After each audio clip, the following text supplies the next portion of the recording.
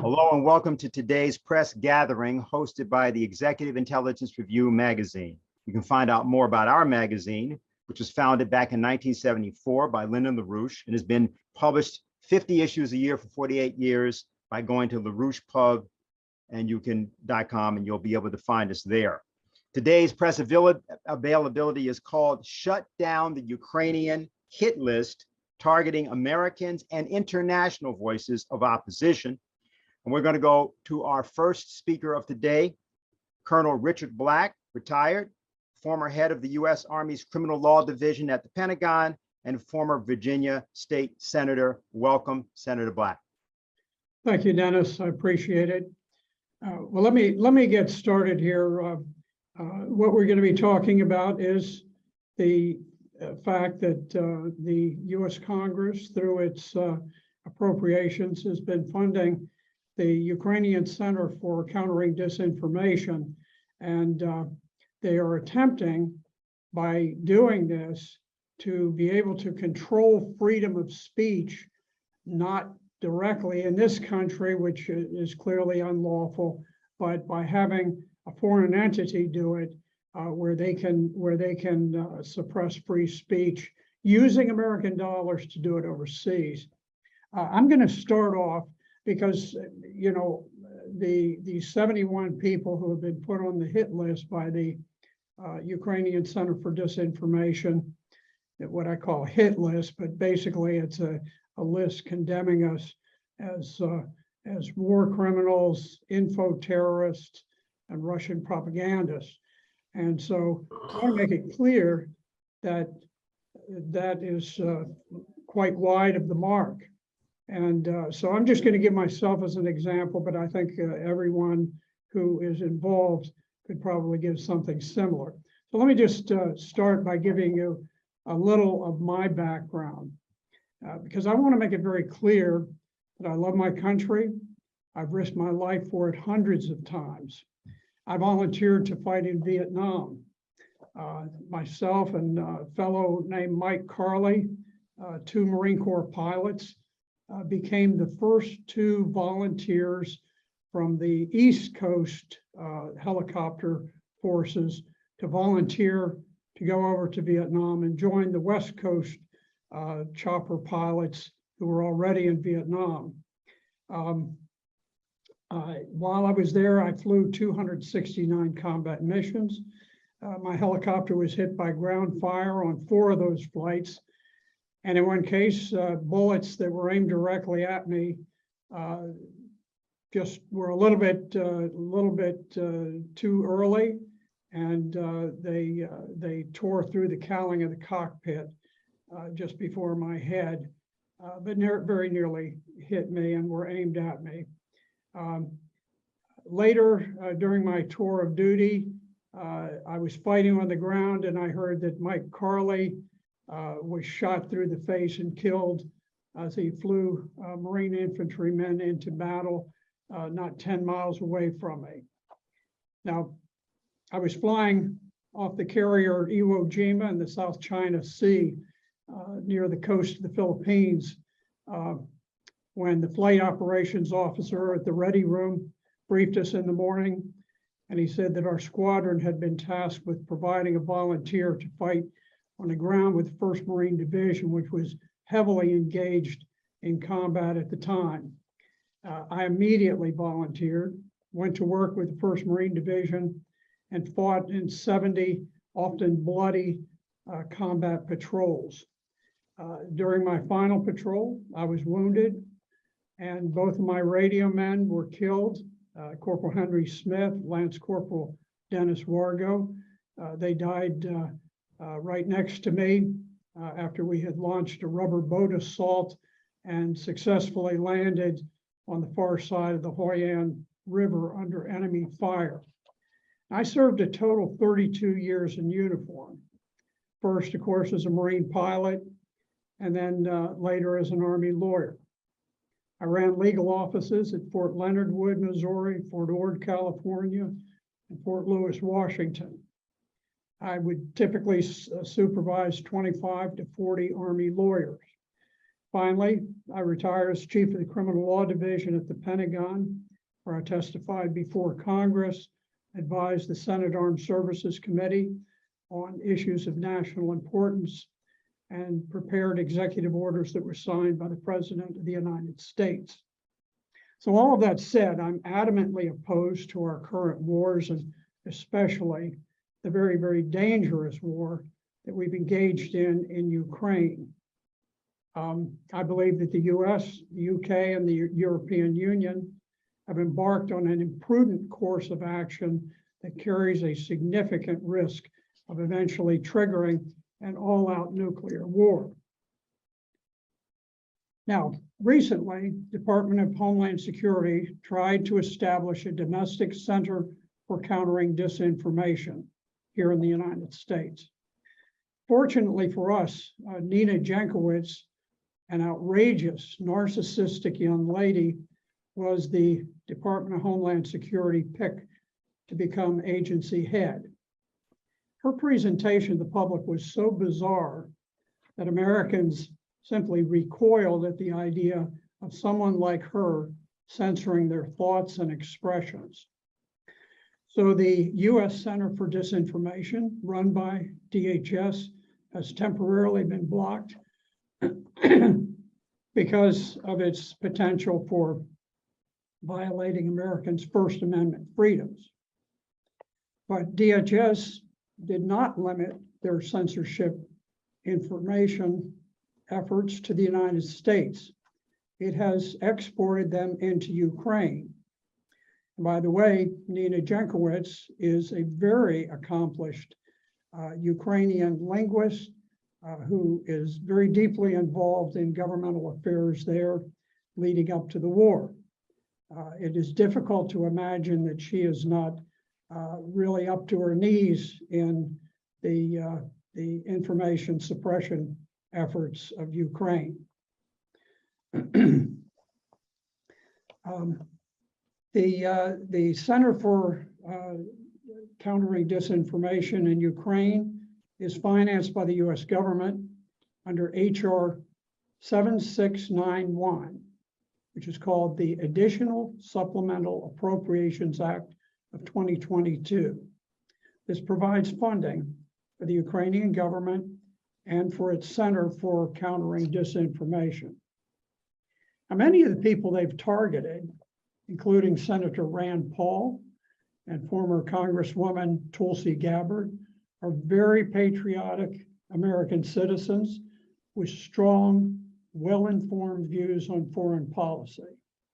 It's the intention of Department of Homeland Security and the Ukrainian Center for Disinformation to silence us.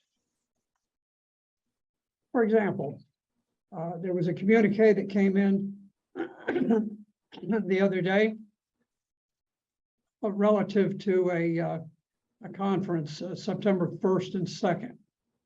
This was put on by Ukraine's National Security and Defense Council and its now notorious Center for Countering Disinformation. There were representatives from NATO, from the United States State Department, and from European nations in attendance. Oleksiy Danilov, the Secretary of the Ukrainian National Security and Defense Council, said, "Today our goal is to form an international hub for countering information threats at the national and international level." He said that international law must recognize infoterrorism as a crime, and that anyone committing such a crime should be declared an information terrorist, subjected to measures that are applied to actual terrorists, which presumably includes the death penalty. It's unlawful for a US agency to fund a foreign agency in order to censor American citizens. If it's unlawful for the agency to do it here, it's unlawful for them to fund and to pay off another country to do it over there.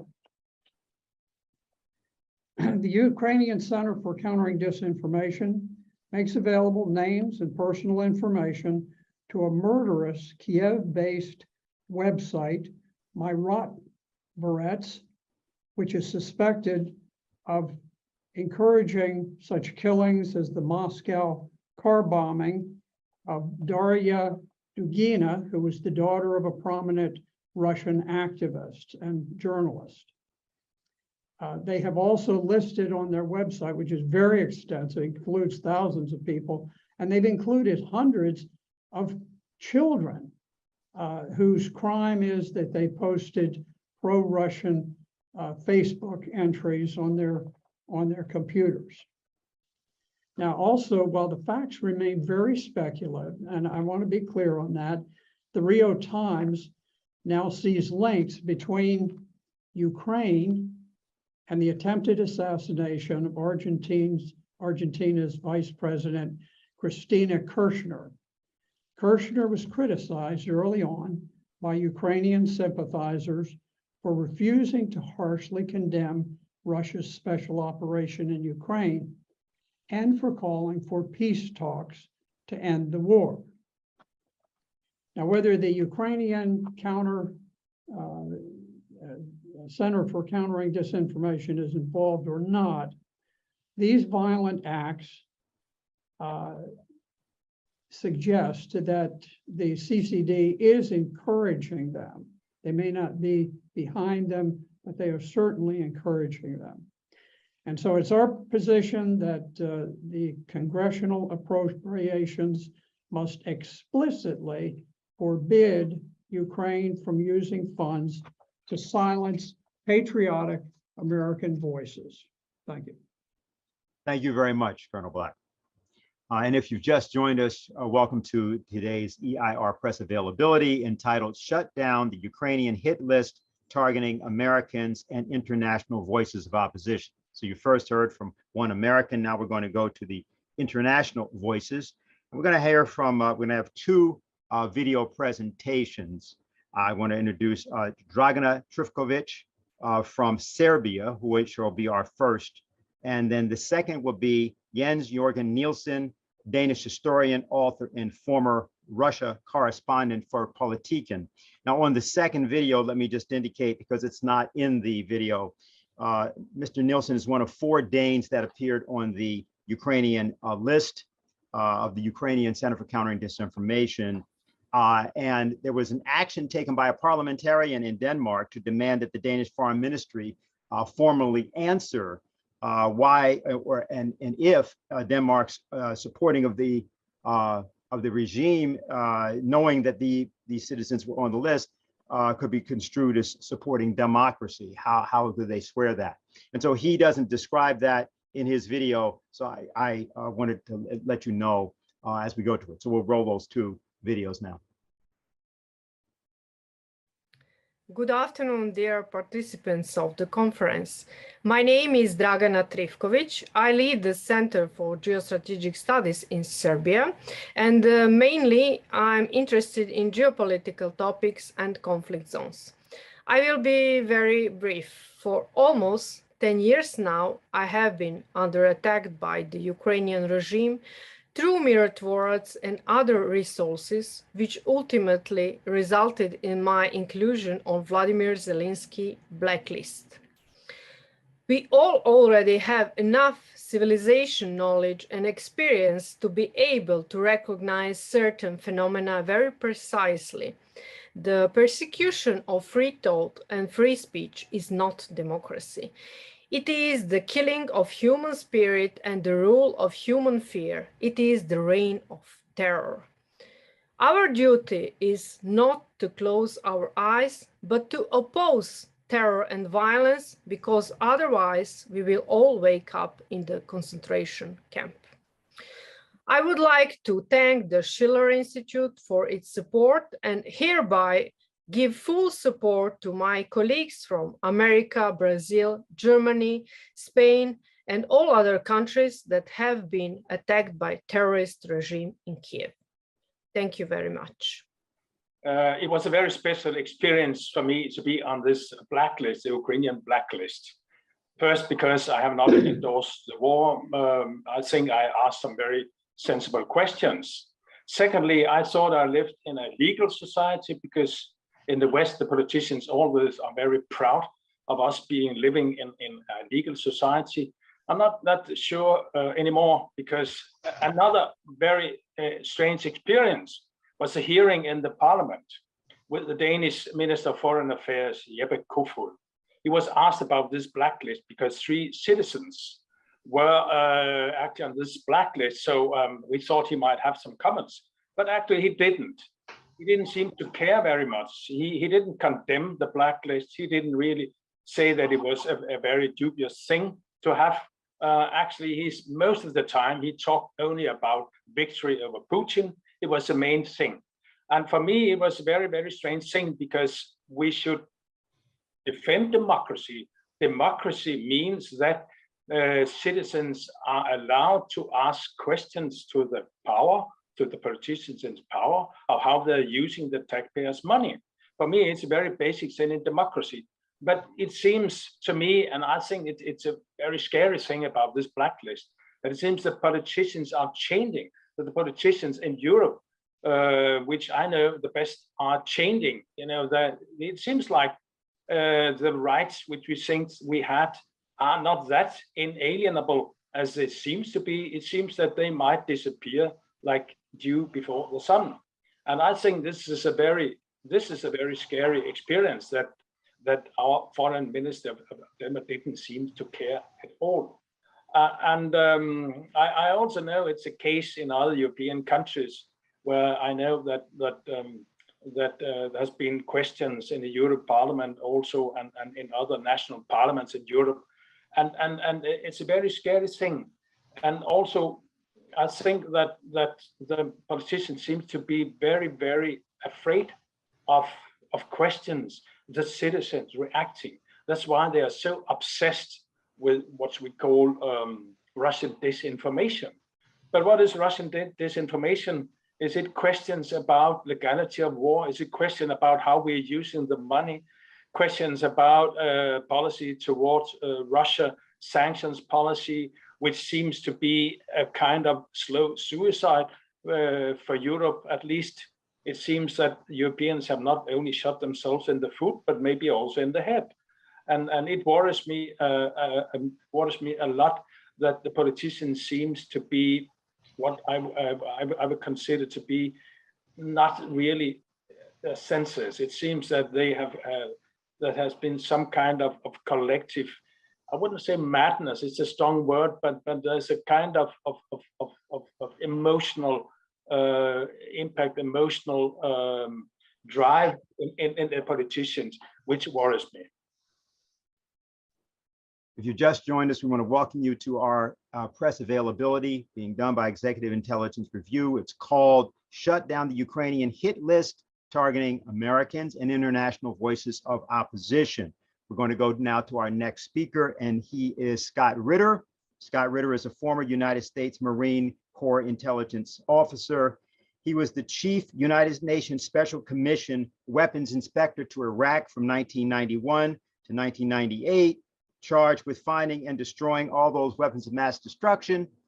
Scott has, from that time until now, made himself a nuisance, and he's very proud about it. And he's here to talk about this topic. He is one of the persons, as are the others, on the Ukrainian hit list. So, Scott, welcome. Well, thank you very much for inviting me to this very important gathering. I want to pass my congratulations to Colonel Black and the 2 European speakers for their fine presentations. My military resume is not nearly as long or distinguished as Colonel Black's, but I am very proud of the service that I have provided to my country as a commissioned officer in the United States Marine Corps. I've served as a weapons inspector in the former Soviet Union, implementing the Intermediate Nuclear Forces Treaty. I've served on the staff of General Norman Schwarzkopf during Operation Desert Storm. And for 7 years, I was a proud participant in an international effort to disarm Iraq of its weapons of mass destruction. I participated in over 45 inspections, 14 of which I was chief inspector. And these were under some very trying circumstances. I resigned in 1998 and spoke out against U.S. policy. The reason why I bring that up is, A, I'm as patriotic as it gets. Challenge my patriotism, you challenge me personally. And I'm still young enough to put some oomph behind my response. Give me a couple years and that might not be the case. But B, when I spoke out, I was heavily criticized. I was heavily criticized by my government. I was heavily criticized by the American media, by the foreign media, by just about everybody for daring to question the official narrative about Iraqi weapons of mass destruction. I was called Saddam's shill. I was called much worse than that. And yet, my voice was never silenced. And I am proud of the fact that I not only continued to speak out, but more importantly, I think, that history has shown that everything I said was correct, was accurate, and had people actually listened and absorbed what I was trying to speak and warn about, we might have been able to avert a war, a very costly war that has done immeasurable harm to the reputation of the United States, killed thousands of Americans, wounded tens of thousands of others, and resulted in the death, a dislocation, and otherwise disruption of the lives of millions of Iraqis and other citizens of the Middle East. So the consequences of not listening to truth when it's trying to be spoken is real. If I were speaking today about Iraq under these circumstances, if the Ukrainian government was in a position to oppose what I was trying to say, I not just would be criticized, but targeted for death.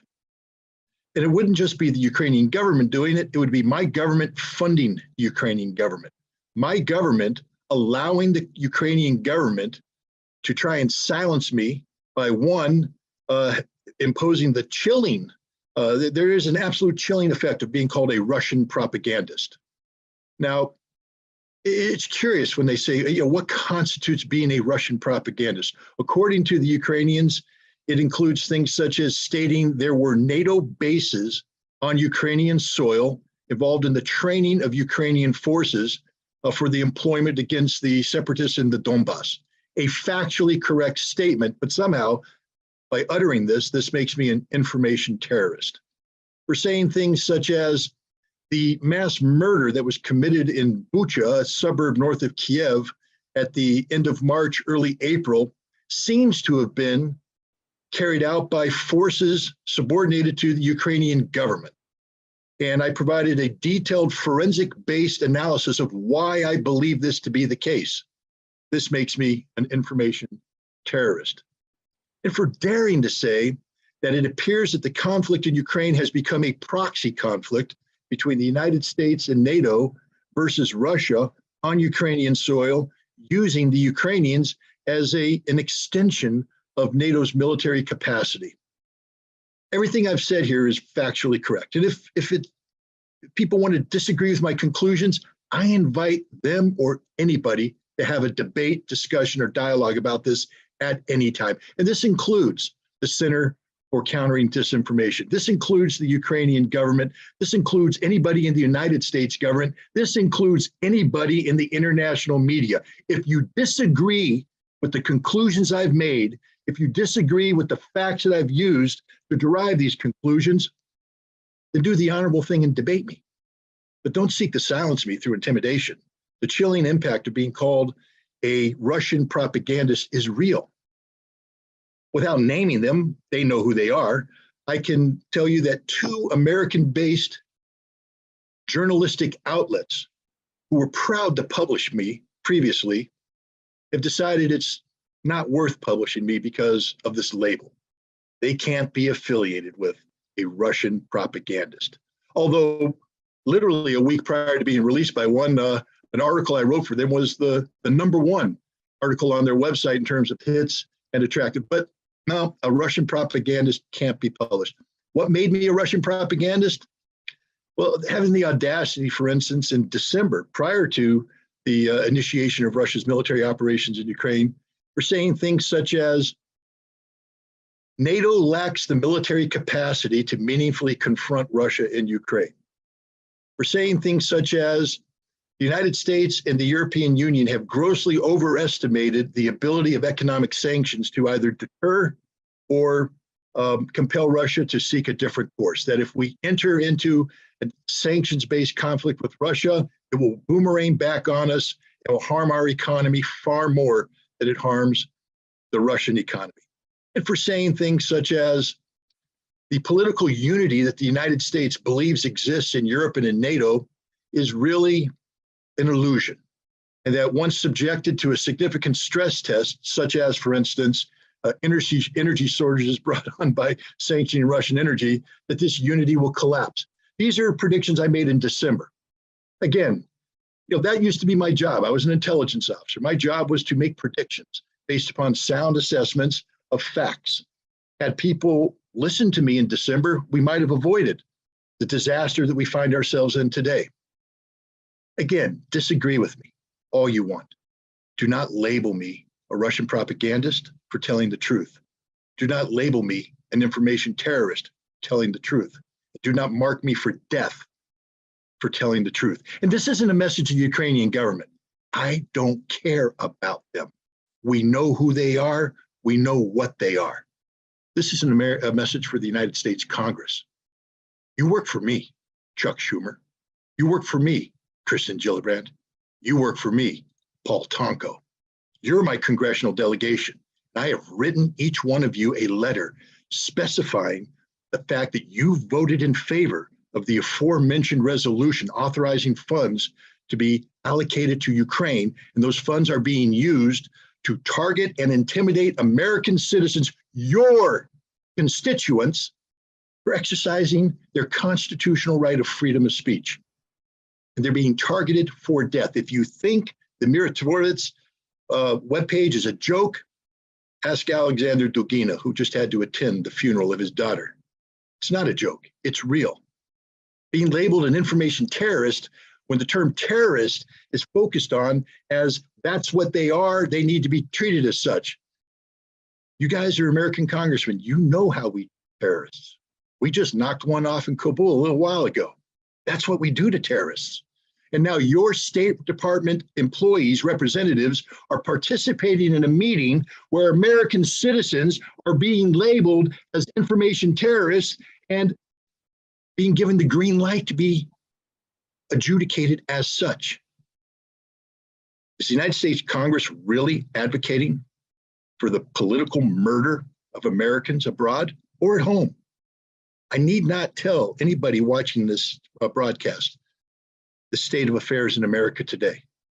The threat of political violence is real. And when the United States government funds and greenlights an assassination list, what does that tell people here in the United States who might happen to be politically linked to the Ukrainian government, loyal to the Ukrainian government, people who embrace the horrific ideology of Stepan Bandera? Is it open season on anybody on that list? I'd like to believe not. But we need the United States Congress to shut this down. Chuck Schumer, I'm talking to you. Christine Gillibrand, I'm talking to you. Paul Tonko, I'm talking to you. I'm talking to everybody who has taken an oath to uphold and defend the Constitution of the United States against all enemies, foreign and domestic, to stand up and do the right thing. Shut this list down. Stop using U.S. taxpayer money to suppress the free speech of Americans and to oppose the free speech of anybody in the world who dares speak out against what's going on in Ukraine. And when I say against what's going on in Ukraine, I mean on all aspects of it. I'm not here to be pro-Russian. I'm not here to be pro-Ukrainian. I'm here to be pro-truth. And people who seek the truth should never be silenced. Thank you very much. Thank you very much, Scott, as well. And if you're just joining us, you're watching the EIR Executive Intelligence Review press availability, shut down the Ukrainian hit list targeting Americans and the international voices of opposition. We're now going to hear from Alessia Ruggieri, trade unionist from Italy, who's on the list, and Sonia van den Ende, a Dutch journalist who's also on the list. My name is Alessia Ruggieri. I am on the CCD blacklist in Italy. Thanks to database Italia Block TV, I received the support of many people who signed the Schiller Institute petition to investigate and shut down the CCD, and encouraged me to continue my mission and the excellent work of the Schiller Institute. I end this message with a word: faith. It is faith which must prevail and not fear of those who are threatening us. Faith in God, in human values, in justice, truth, and democracy. It is democracy that they are trying to eliminate, pretending to act in its name, and cultivate doubt, because in this way you will come to truth, the truth we have been saying and will continue saying. I thank Helga Zepp-LaRouche. Hello, my name is Sonja van den Enden. I'm an independent journalist, and the Schiller Institute asked me to make a short video because maybe I cannot be on your conference. So I'm already for 6 months now covering the special operation in the Donbass. I'm situated in Moscow, Russia. I'm also on this Ukrainian death list, like many of you from the Schiller Institute, so it's very terrible. Next week I will have a conference about it, and we are discussing how to get rid of this list or how our names can be removed from the list, but I'm not for sure if they will do it, most probably not. So I am solidarity with you. We are all on this death list in the US and Europe, but I'm still covering the special operations. So if you want to follow me on VK or Twitter or on my own website, Free Syria. Good luck for the conference. Thanks. I'm standing here in Moscow now. You can see it's peaceful, beautiful here, nice flats. The people are peaceful, living normally. And there's no any sanctions what they put here from the West or from the US. So yeah, it's peaceful and people have everything. We have gas here, electricity. Maybe next week after, I don't know for sure, I will go back to the Donbass. And yeah, people, as I said before, if they're interested, they can also follow me on my YouTube channel. My YouTube channel is Sonja van den Ende. Well, again, good luck for your conference and hope to participate next time. Thanks. All right, and if you just joined us again, this is the Shut Down the Ukrainian Hit List, targeting Americans and international voices of opposition, press availability. Then I understand some people want me to announce about the Spanish language translation. It is available. I think you go to the chat and you should see there a button that you can push. We don't have translation available for cats, but as you can see, my cat's doing fine behind us.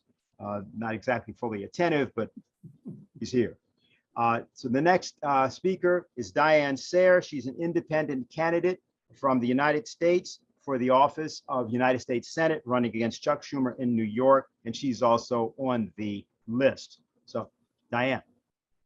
Great. I presume you can hear me. Yes. So first, I'd like to thank Scott Ritter for what he said about our representatives participating in funding such a list, and also as a candidate running against Senator Schumer. One has to ask, is this some roundabout way of seeking to suppress my candidacy and to silence any debate over the policy of arming and supporting a fascist regime in Ukraine for the purpose of having a war with Russia? Now, as already referenced, the Center for Countering Disinformation held a conference September 1st and 2nd, a round table, as they called it. And according to the French chargé d'affaires to Kiev, he said, quote, Russia uses various communication channels to spread its disinformation and propaganda. Mostly these are different social networks like Facebook, Telegram, and Twitter. At the G7, we should improve coordination to fight Russian disinformation. And then, not to be outdone, we have a public relations officer from the United States Embassy to Kiev, who says, quote, "We know the scale of Russian disinformation spreading, so we use the best experience in countering Russian disinformation. We work in cooperation with Ukrainian authorities," unquote.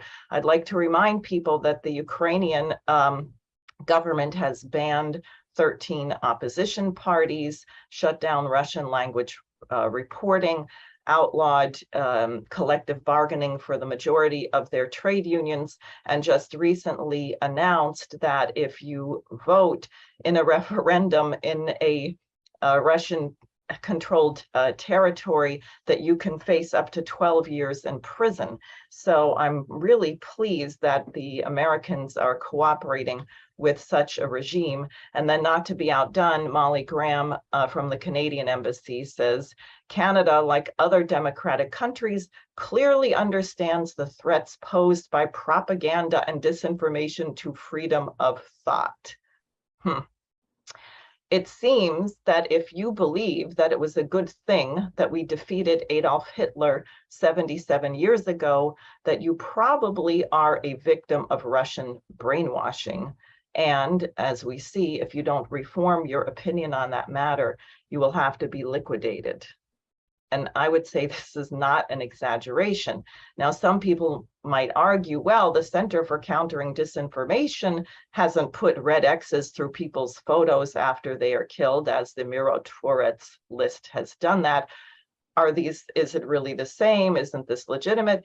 Are you mixing two things? And I would say no, because the Mirotvorets website says that the Center for Countering Disinformation is a source for determining its targets.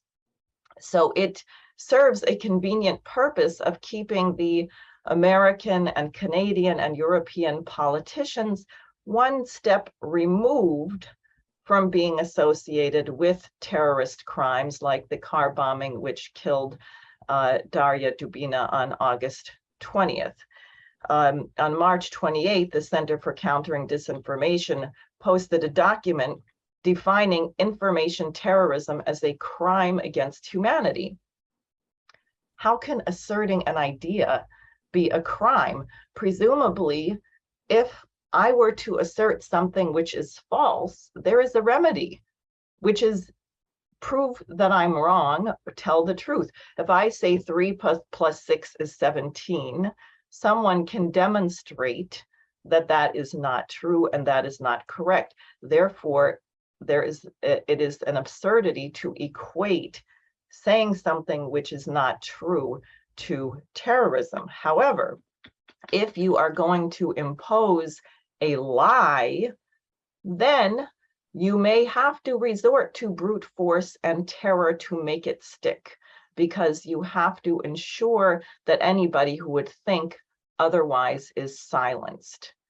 So I do have to say, I find it rather astounding that 77 years after the Nazis were defeated in Europe, that we have such a situation where somehow people don't think there's anything wrong with Nazism anymore, where we have assassins like the fellow who killed 10 people in Buffalo wearing the Black Sun logo that the Azov Battalion shares, a Nazi logo, the Christ Church killer who killed 50 Muslims worshiping at the mosque, and the fellow who wanted to assassinate Christina Kirchner.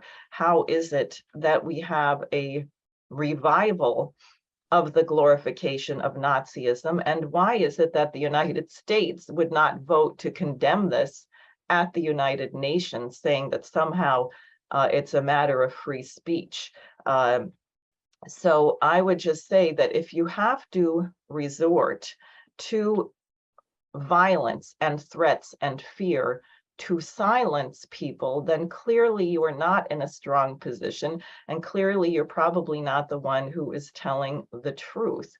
And I think that if we're going to actually solve this problem, because not only should this list be shut down, and the Congress should stop funding totalitarian regimes and actions which are threatening American citizens, among others, but how do you actually defeat an ideology? And I think in that regard, what The reason why Helga Zepp-LaRouche, the Schiller Institute, were targeted is because there's been a series of dialogues of creating a new order among nations which respects the dignity of man, which would create conditions where every child had clean drinking water, electricity, decent health care, and most importantly, an ability to live in peace. And it is through those policies that such rotten ideology as the Nazis, that there is some human being on the planet inferior to yourself who can be exterminated at will, that can be defeated. So that is really what has to happen. And I again would reiterate that it is urgent. Every American should demand that your representative take a stand on this, and the right stand that this should be shut down. The United States should not be associated with such activity. And it does raise the question, who is running such activity? And I'll leave it at that. Okay, well, thank you very much, Diane. Again, if you just joined us, you're at the EIR Executive Intelligence Review Press Availability. Shut down the Ukrainian hit list targeting Americans and international voices of opposition. Our next two messages come from Jeff Young of Kentucky. He is a Democratic candidate for Congress. He won his primary there, the 6th CD, but he's an independent Democrat. He's on the list. And Dr. Clifford Kirchhoff will be the second message, president of the Washington Institute for Peace and Development. My name is Jeff Young, and I'm the Democratic nominee for the U.S. House of Representatives in Kentucky's 6th Congressional District. I have been put on a list by the Ukrainian government simply for expressing my positions as a candidate. My positions are that the government of Ukraine, since 2014, has not been a democracy at all. It has been totally controlled by the US State Department, the CIA, the Pentagon, and groups of well-armed Ukrainian Nazis who have been attacking ethnic Russians for the last 8 years. The Ukrainian military has been shelling innocent civilians in Donetsk and Lugansk since 2014 and has killed over 10,000 civilians, which is more than 3 9/11s. By funding the Ukrainian government, the United States is supporting war crimes and ethnic cleansing by a dictatorship, a puppet government of the United States. And being put on a list with other Americans, including Diane Sayre, a candidate for the US Senate. My own government is engaging in election meddling in this country. Unlike Andy Barr, my Republican opponent, I will never vote to send weapons to Nazis.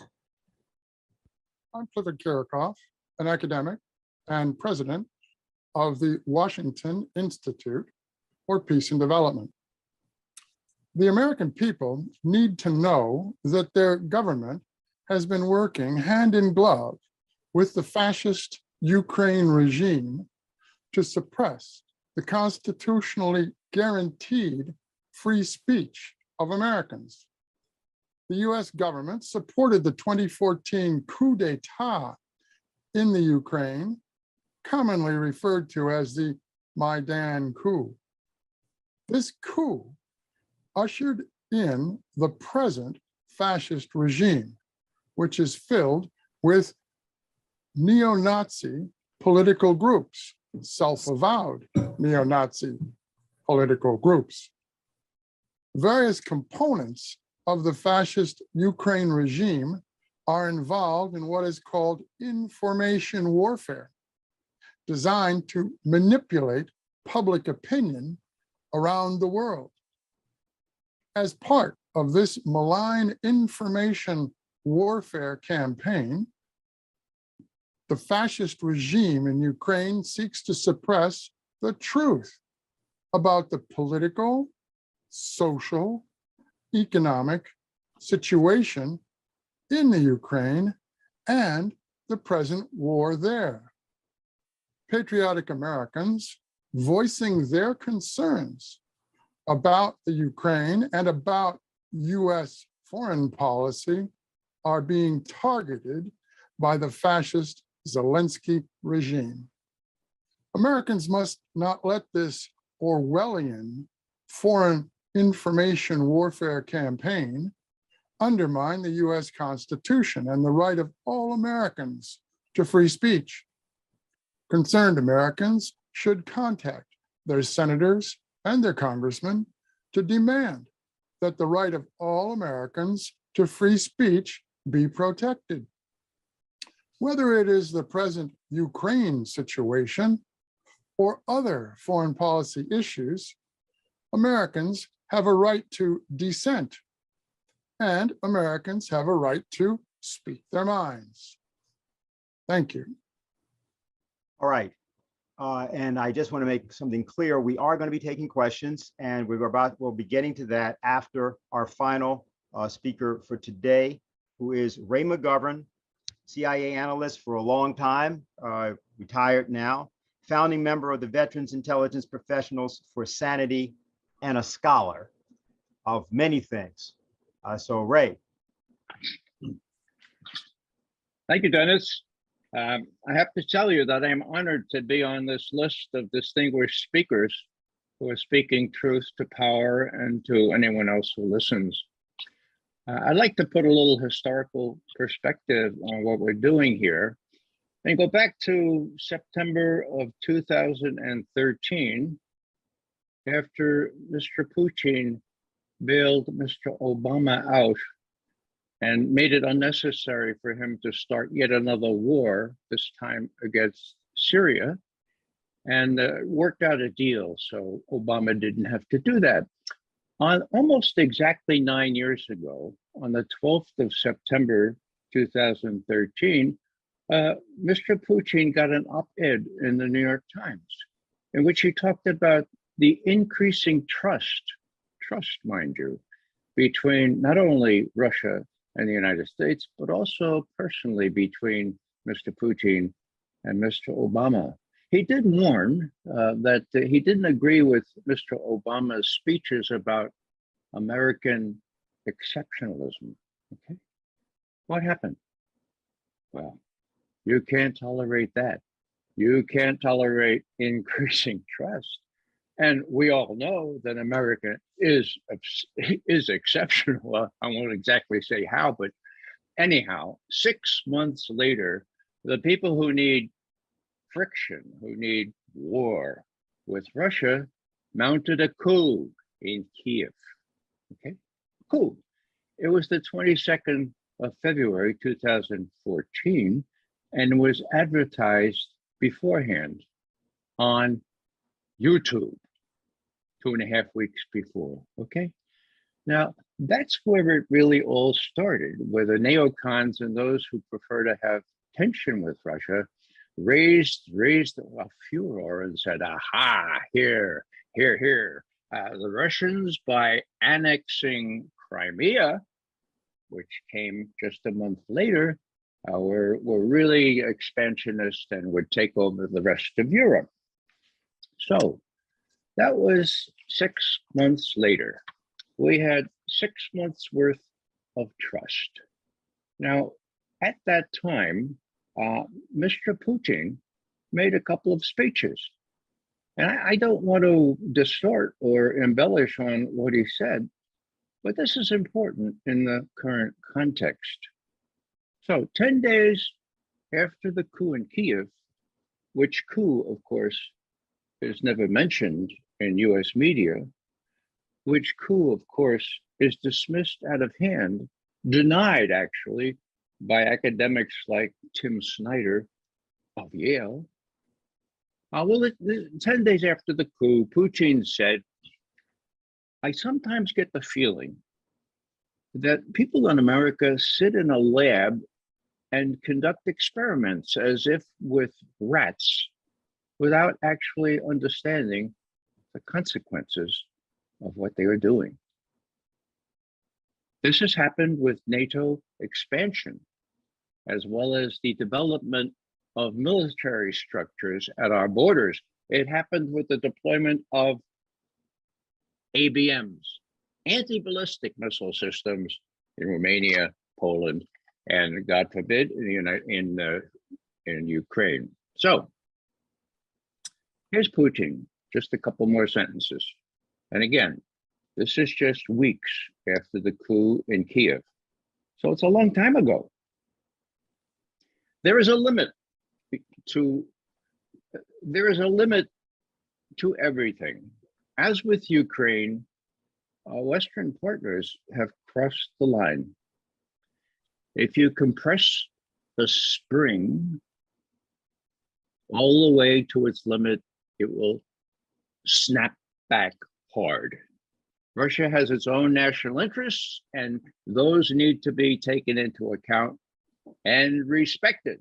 So the annexation of Crimea, we are told to accept, was totally, what's the word? Unprovoked. Sound familiar? Unprovoked. Now, John McCain wrote an op-ed in the Washington Post a couple of months later, and it was so counterfactual that I wrote a letter to the Washington Post and it got published, okay? And the essence of McCain's remark was that the seizure, as he put it, of Crimea was unprovoked, right, unprovoked. Well, you know, if people can't see what is provoked and what is unprovoked, whether it has to do with Crimea or Ukraine in general, well, then they can't see much. And of course, we have already heard why they can't see much. I just add a couple of things here. Will Rogers, the great American humorist, said something really important that applies in spades to this context. He said, you know, the problem isn't what people know. It ain't what people know. It's what people know that ain't so. It's what people know that ain't so. That's the problem. Well, that is the problem. And the propaganda on this side is so thick that it's possible for people to know what ain't so and be convinced of it. Now, sometimes I draw from my knowledge and my teaching of the Russian language. And I'd like to do that right now, just to point out that the Russian verb for laugh does not take a direct object. So even the best English speakers, native Russians, kind of muff it. And when we used to act up in Russian class, our teacher would say, "Who are you laughing? What are you laughing? This is nothing to laugh." Of course, that provoked us into peals of laughter. But the problem is this, that the fact that Americans know it ain't so is nothing to laugh. I'll close with this.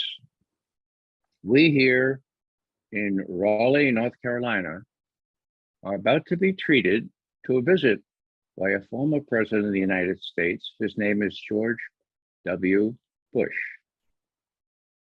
He is responsible, as most of you know, for all manner of evil, including authorizing torture. Now, most recently, he appeared in one of these places in Texas. He made a little speech, and he didn't catch himself before he said, and I don't want to misquote him, he said,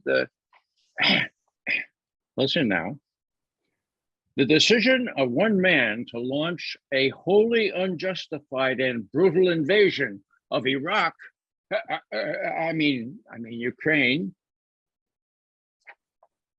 Guess what? Those Texans laughed. Okay? They laughed. What do I say to that?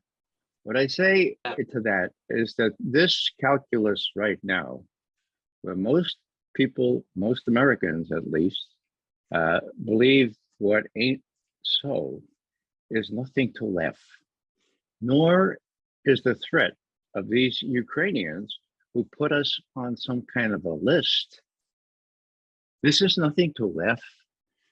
And I'm just very proud and happy to be part of this program, because I think we are exposing the truth here in a way that Will Rogers would be very proud. Thank you very much. Thank you very much, Ray. Now we're going to go directly to questions, and I'm going to do my best to get used to the screen here, but let me go first, I hope, to Marina Zakam. Let me first of all apologize for murdering people's names. Maria Zakomskaya. I hope I got it right. Close to right. Hello. Yes. Thank you so much. Ms. Zakomskaya is my colleague who did the accreditation for me. I'm Julia Ludwig from Berlin, Germany, and I'm representing our TDE. And I have some question to the participants. And what do you think is the main point of creating such lists? After all, they usually include people who are unlikely to decide on spending a vacation in Kiev, for example, when we are talking about Mirotvorets. Is it just for fun, or should this be taken seriously to be on such lists? And then how does Europe view the fact that such dead lists are created? How democratic is it to run lists based on statements by politicians and journalists? And why are these lists being supported by the USA? How can the fact that a person is on this Mirotvorets, for example, list prevent them from entering the United States? Will they let them in at the border? Will they question them? So what will happen to the people there on this list, for example? Thank you. Okay, here's what we'll do. I know that there will be several people that might answer that, but before we do that, I want to bring in one other spokesperson on the list, number 2 on the list actually, which is Helga Sepp-LaRouche, since in fact I believe you said you're RT in Germany, is that correct? Okay, so Helga? I don't want to answer to the question of the journalist from Berlin right now, but I want to first thank all the previous speakers for having said what they did. But I would like to introduce one other thought, and that is that given the fact that on this list, the 31st people have all committed no other crime than to participate in conferences of the Schiller Institute since April. And the issue was not necessarily Ukraine or even the war, but the issue in all of these conferences was the need to find a way to avoid an escalation which could lead to World War III, coming naturally out of the war in Ukraine.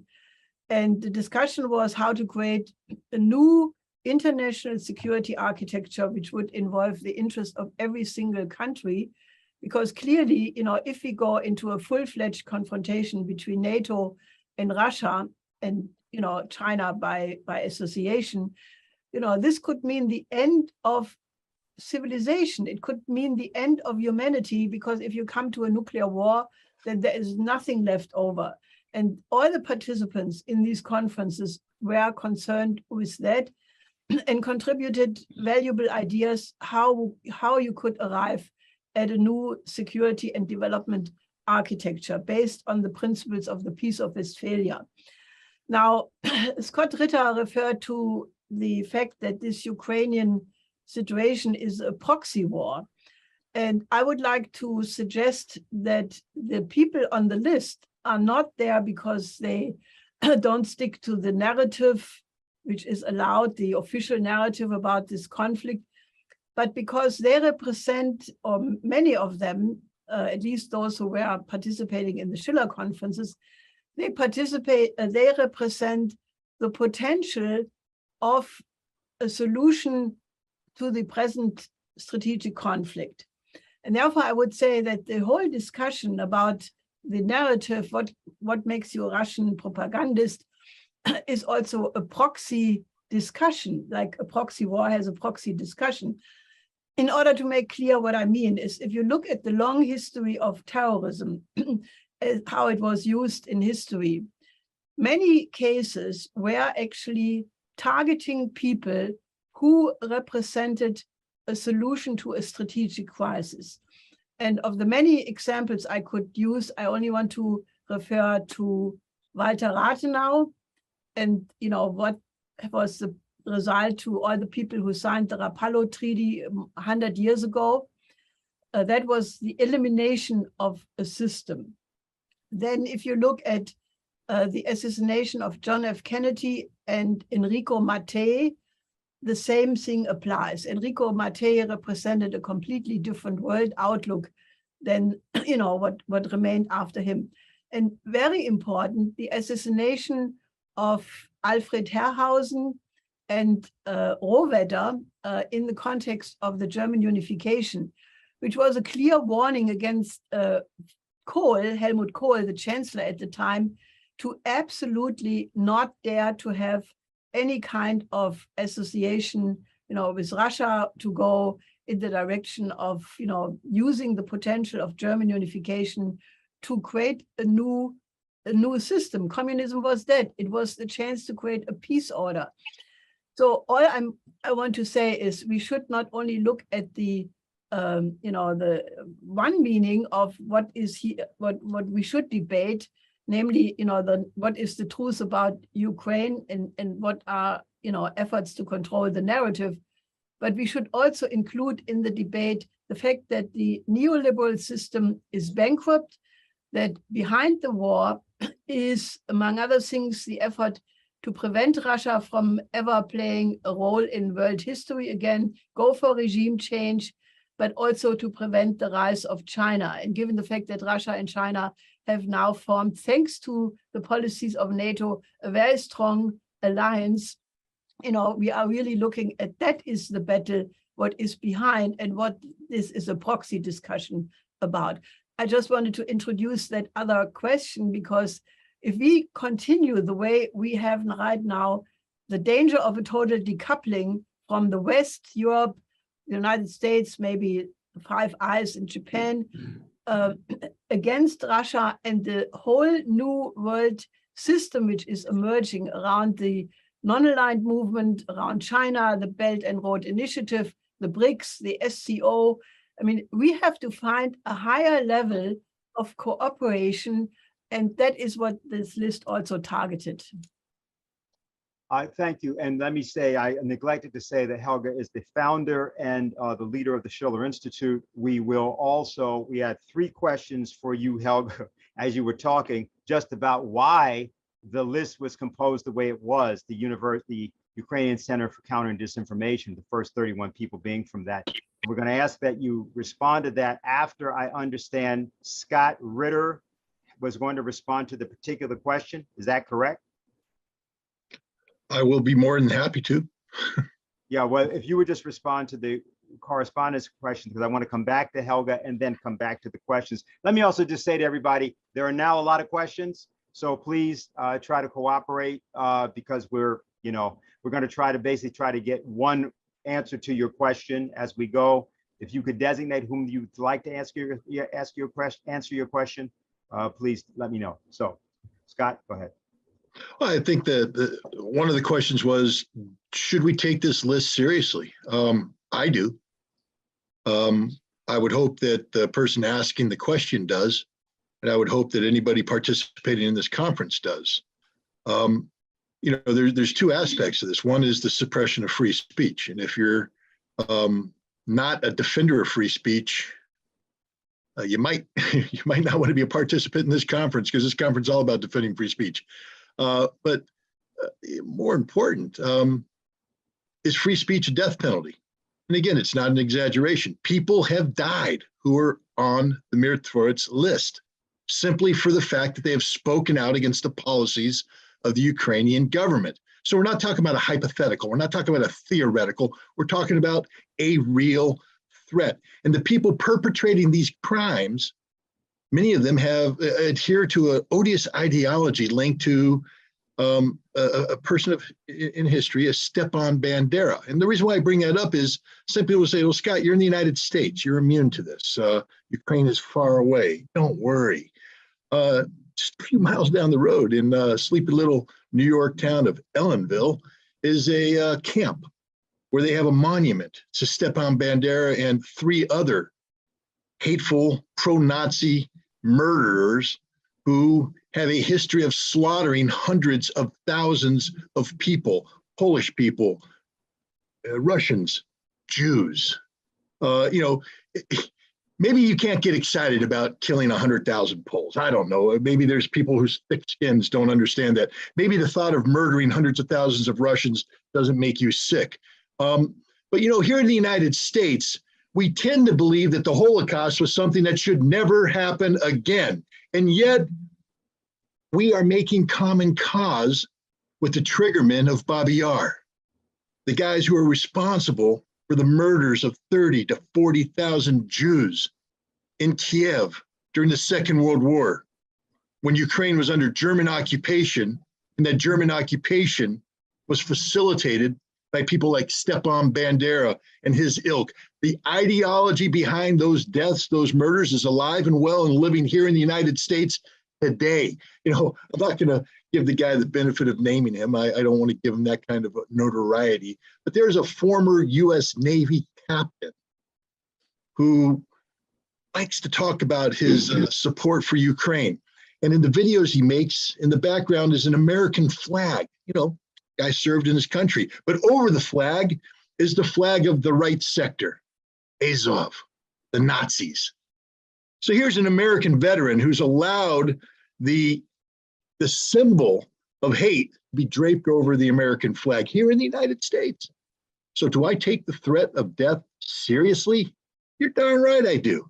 I'm not going to let my life be defined by fear, but I would be a fool not to believe that there are people in the United States who look at the green light given to the notion of targeting Americans for exercising their free speech, the green light given by the Congress through their actions, by the State Department through their organization and participation in these meetings, and by our own allies in breathing life into the notion that by simply speaking the truth, you can be labeled information terrorist, with the emphasis on terrorist and the punishment that that term brings with it. So yeah, I take it very seriously. This is not a joke. This is real. And it's high time that every journalist stand up in defense of free speech and demand from Congress. The United States used to stand for something. We're the shining city on the hill. And one of the key aspects of being an American, and what America claims to promote around the world, is free speech. Freedom of assembly, freedom of association, free speech. So wherever you are in the world, understand this, that if this list is allowed to continue, if this list continues to be supported by the United States, then the United States stands for nothing. And if you're looking to the United States as a symbol, you're basically barking up the wrong tree. I want to just ask that. Here's what we're going to do. We're going to come back to Helga. I'm going to announce the next 3 persons that are going to be able to ask questions. We're going to take your questions. And they were Mira Terada, Enrique Box, and Anton Chudakov. We're going to come to Helga. And here's what I have to ask everybody's cooperation. Try to be as brief as you can. You have to say what you have to say. We have no problem. And as long as others are fine. But, we're going to try to make sure all questions that we can get answered. I see there are another 3 people, and we will get to you. So Helga, let's come to you first. So the questions were, how come the list is like it is? Why are you number 2? What's your view of how this was constructed and what this was all about? Well, I think the reason why I'm number 2 is because we are a factory of ideas. I mean, this is actually a quote from Ramsey Clark, who came to the defense of my husband when he was innocently put in jail by George Bush. And Ramsey Clark, who many people know, was a very defender of human rights, and he described the case of my husband as the worst case of injustice and law bending in the history of the United States. And he said the reason is that these people, meaning us, that they are a factory of ideas, of solutions. They are the book people. And that is what, the Schiller Institute is all about. We are trying to offer a solution or solutions to the many problems. My husband is world famous among good people, at least, that he offered a solution to the present crisis, many years ago. As a matter of fact, he predicted the present collapse of the neoliberal system 51 years ago, after Nixon took the dollar of gold and introduced the floating exchange system. He said, if you stay with this policy, it will necessarily lead to the danger of depression, fascism, and a new world war.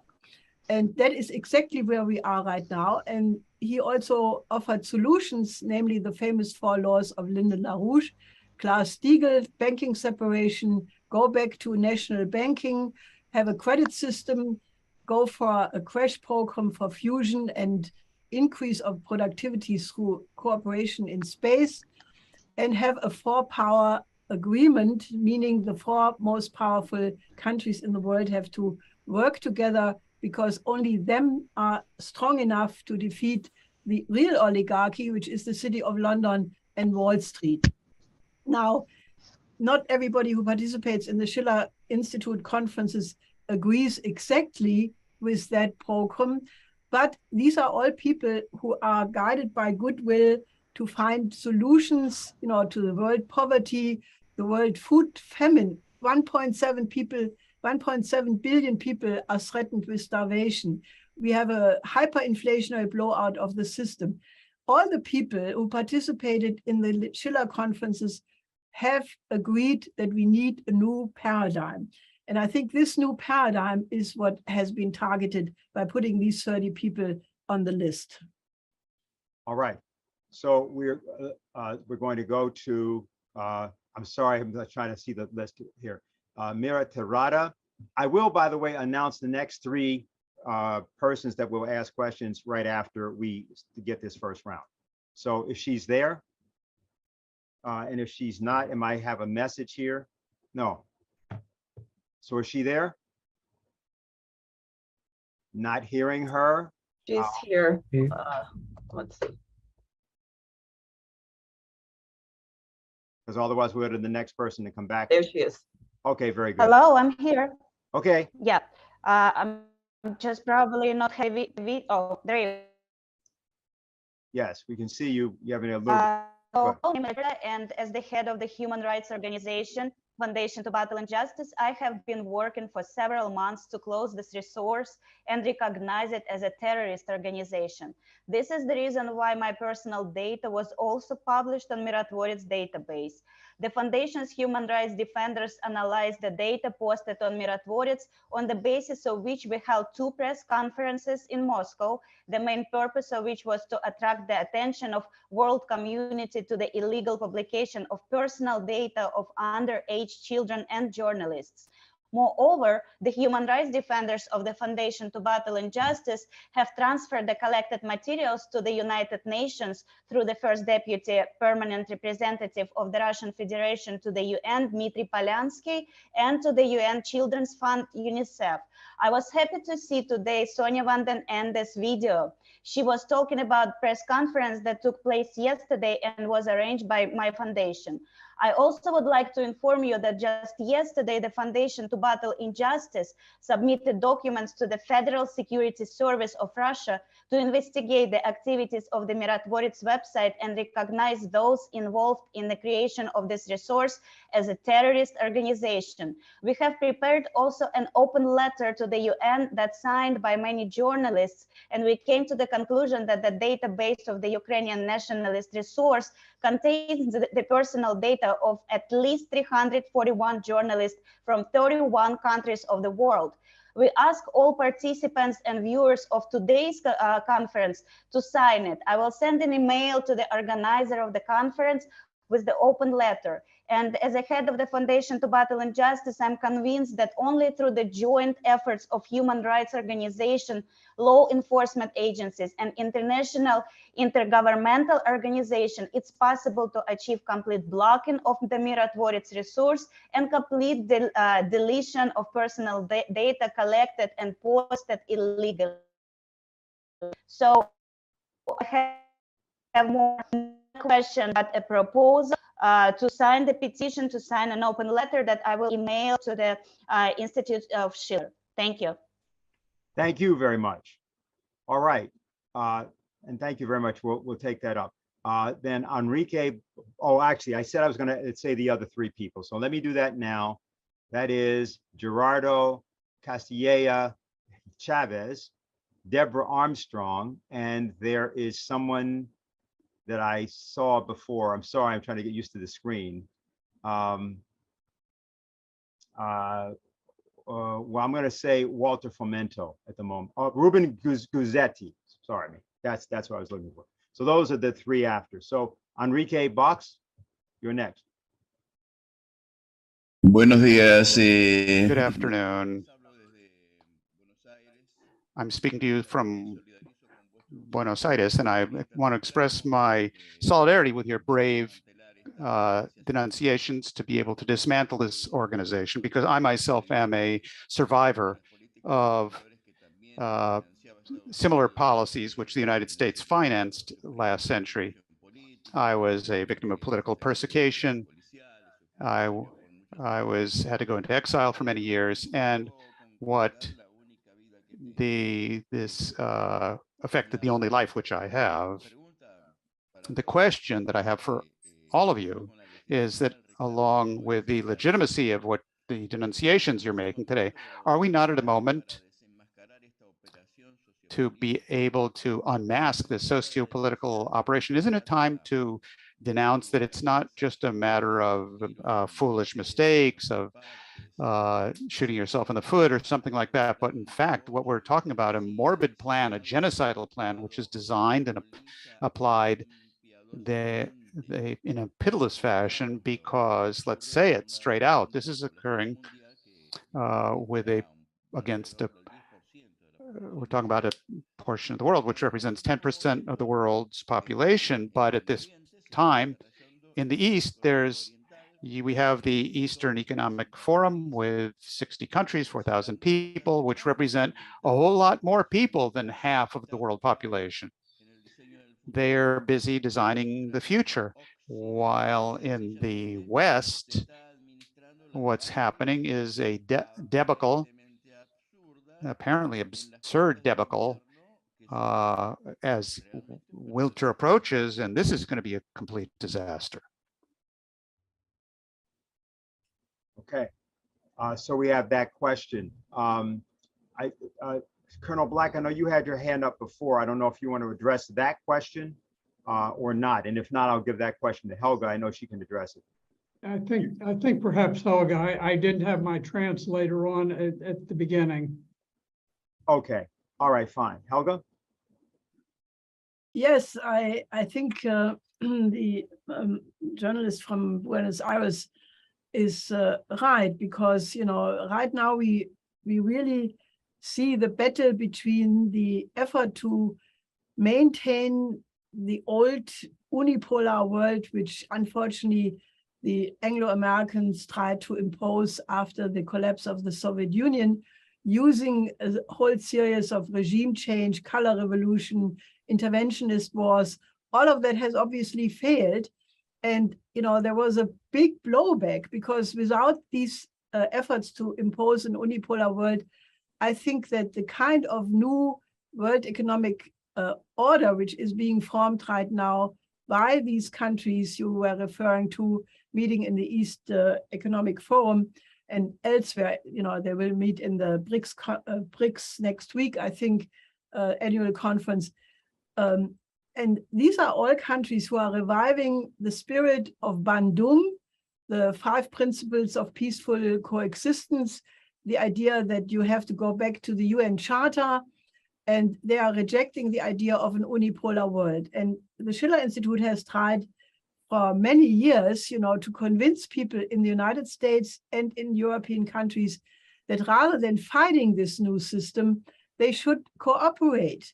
I mean, look, we only have one planet. We can either blow it up and nobody will enjoy it, because if it comes to World War III, not even historians will be there to investigate why it happened, because everybody will be dead. Why not go to a new design whereby the United States and European nations, I don't think the EU bureaucracy is capable of doing that, European nations basically say, how can we cooperate to solve the most urgent problems of this world? We have a pandemic which is not under control. We have several countries being in a horrible condition. Afghanistan, I mean, after 20 years of war in Afghanistan, this country is still in a horrible condition with half of the people starving every day. Look at Yemen, look at Haiti, and I could name many other countries. Why can we not remind ourselves that we are the species capable of reason, and we will only survive if we work together for the common goals of mankind? And that, I think, that is the discussion which we also have to have very urgently, in addition to what was said so far. Thank you, Helga. Anton Chudakov. Hello, thank you for doing this. I'm Anton Chudakov, this TASS News Agency. I have a question for distinguished speakers. Can you imagine a situation in which this website, mirrored words, or some its analog or equivalent, would appear in States or any Western country under current circumstances, current conditions? How possible or impossible is it, in your opinion? Thank you. Okay, so I think that would be, I'm going to ask Colonel Black, do you want to try to answer, or should I have somebody else? Yes. Let me say, we did have an attempt to create a very similar list under the Department of Homeland Security. And when it was done, to our great fortune as a people, the person chosen was Nina Jankowicz, and she came across as such a bizarre narcissist that it really was frightening to people. But I think it's important to recognize that there has been a change within the United States and the whole Western world. There is a movement away from the notion of freedom of speech. There's a movement away from the notion that there is no unique truth, and that there's to be a debate among free people, and that ideas will surface after they have been criticized. So if I say something, the best way to deal with it, if you disagree, is you present your viewpoint.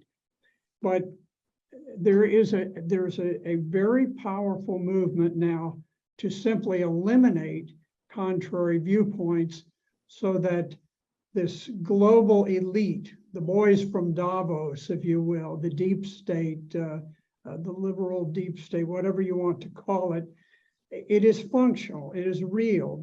There is a governing body that rules much of the Western world. And it doesn't rule it quite to the extent they would like, but it is there. And their view is that there should be one view that is promulgated by the World Economic Forum and various other globalist institutions, those views should be dominant and others should be prohibited. We see this in the censorship within Facebook, Twitter, YouTube. I discovered back a year or so ago, I was contacted by an Italian journalist, and he had tried to refer back to videos that I had done way back at the very, very beginning of the Syrian war.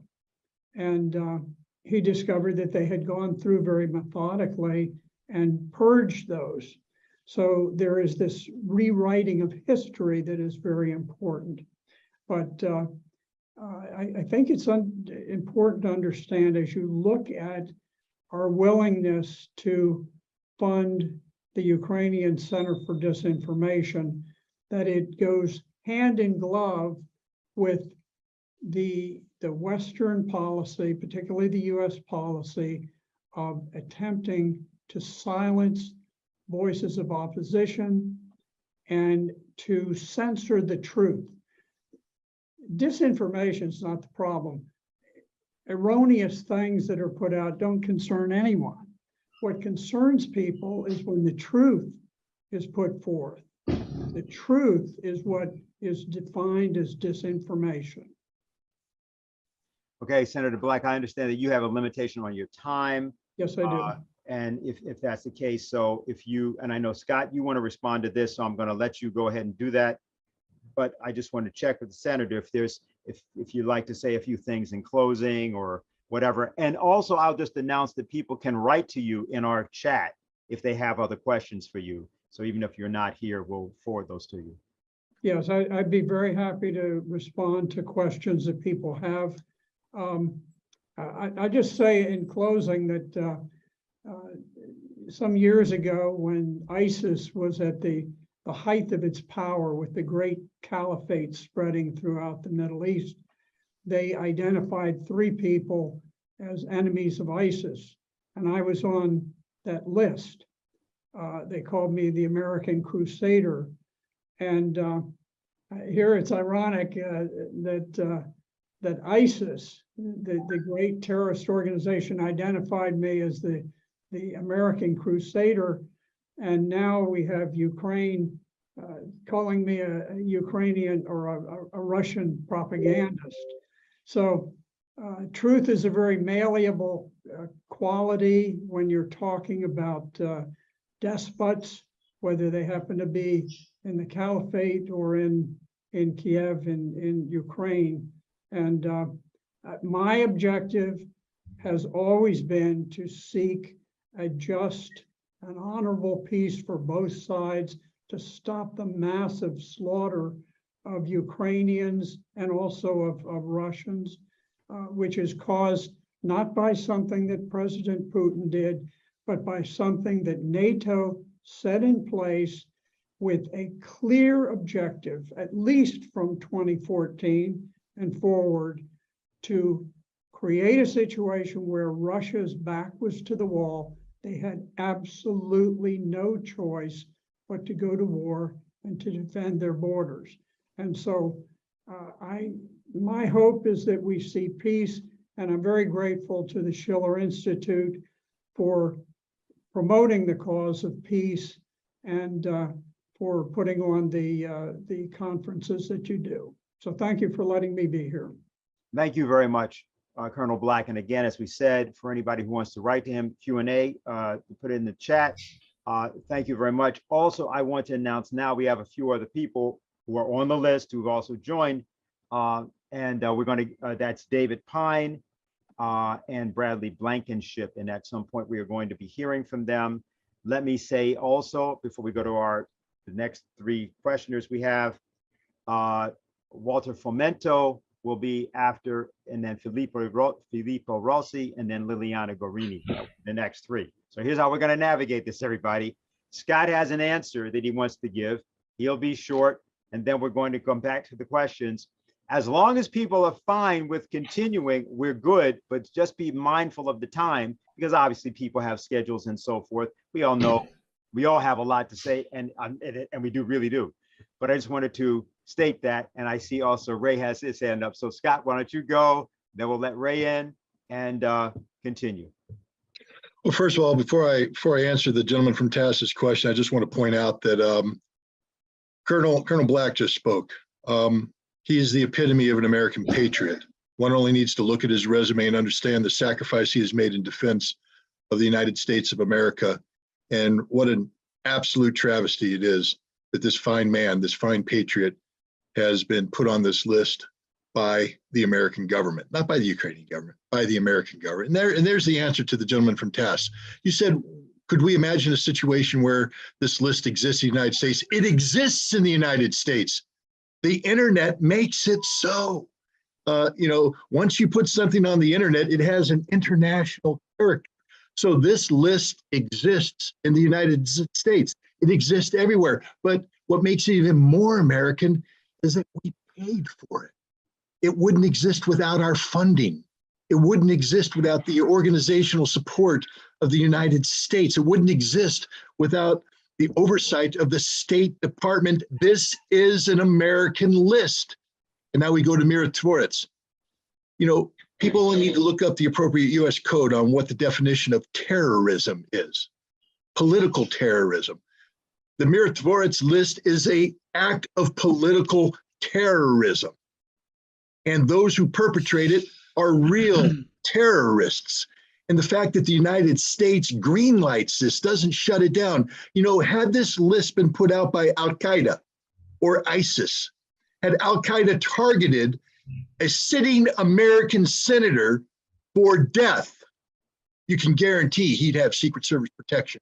You can guarantee that U.S. Marshals would all over the place. You can guarantee that Delta Force and SEAL Team 6 would be actively scouring the world to shut this list down, kill those responsible. We know who's responsible for this list, and we're doing nothing, which makes us complicit in this act of political terrorism.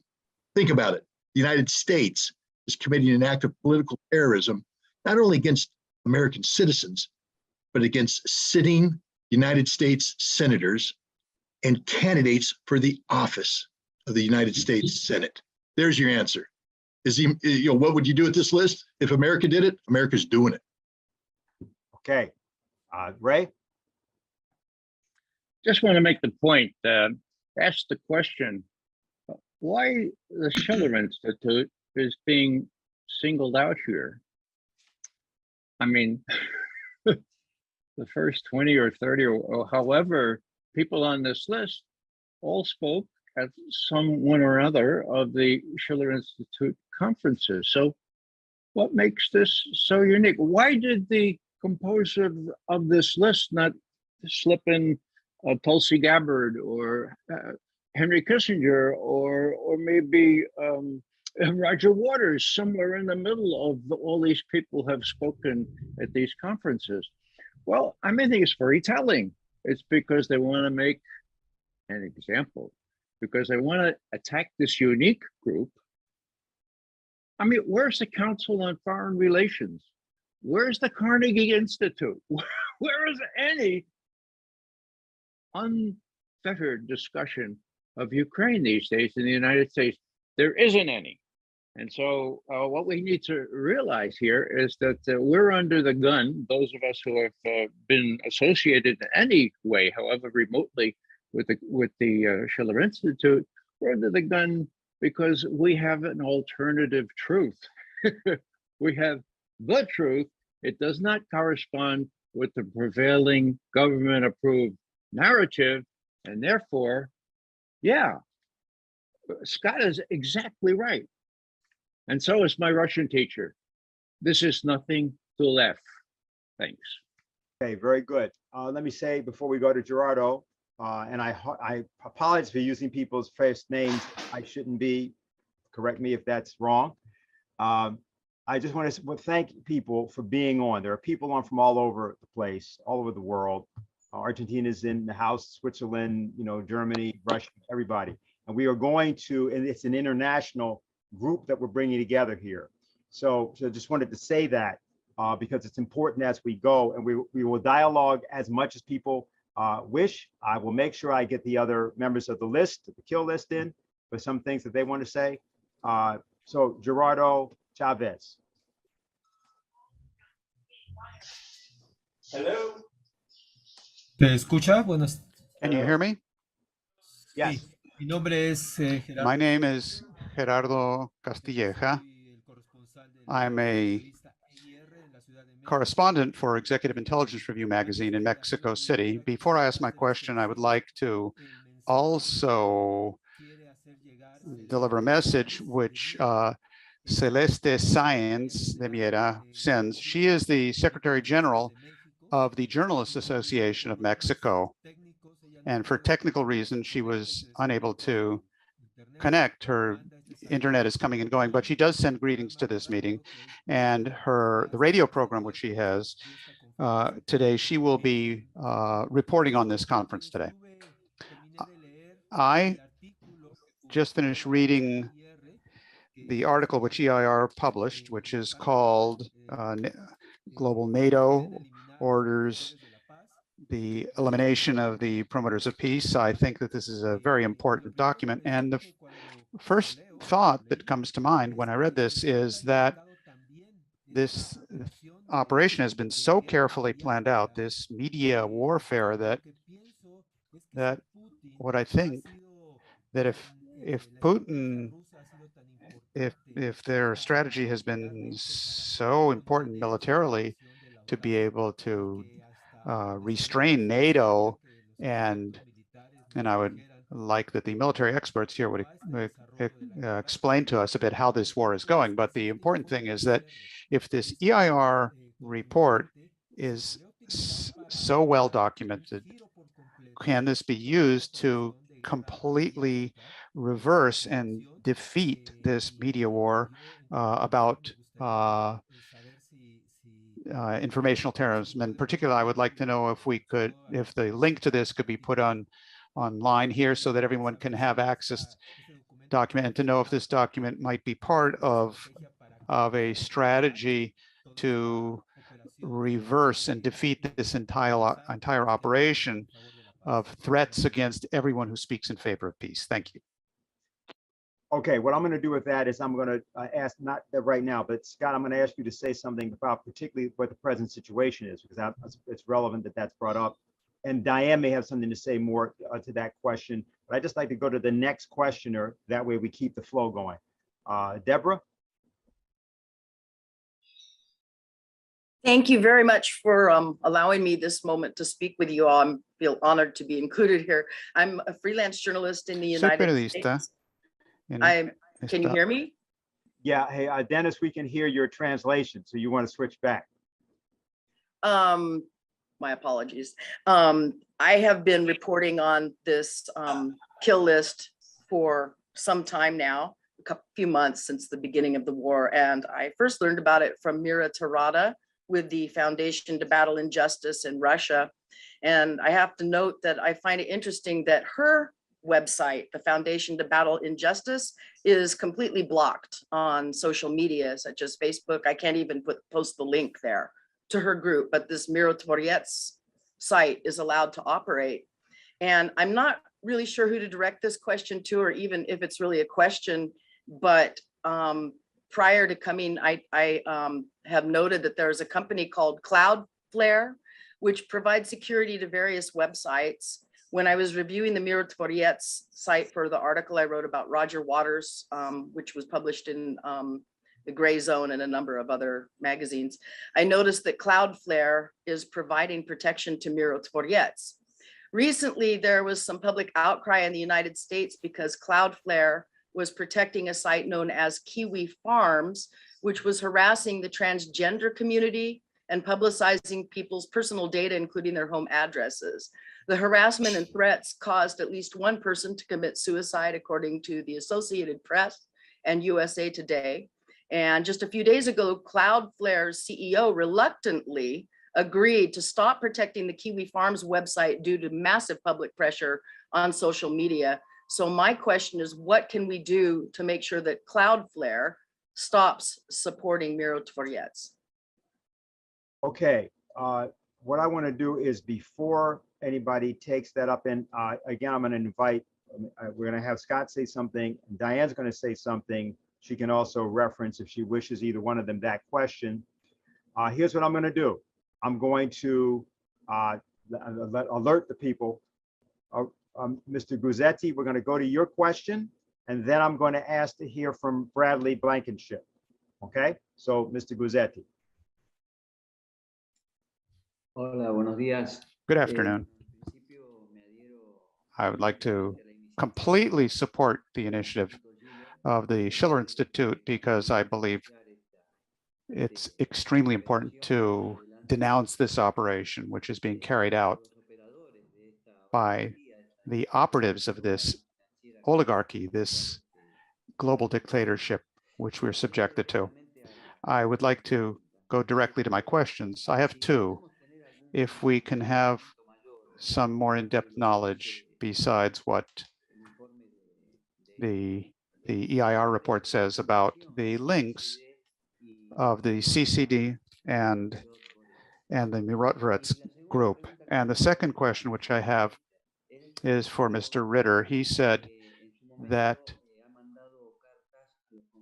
he has sent letters to his congressman in the United States. I would like to know greatly what answers he has gotten in response to that. Thank you very much. The interpreter would like to clarify that Mr. Guzzetti is in Buenos Aires, Argentina.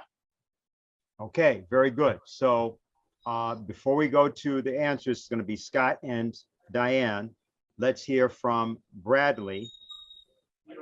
Okay, and then we'll take the answer. Sure. Can you hear me? Yes. Hey, everybody. Thanks a lot for this opportunity.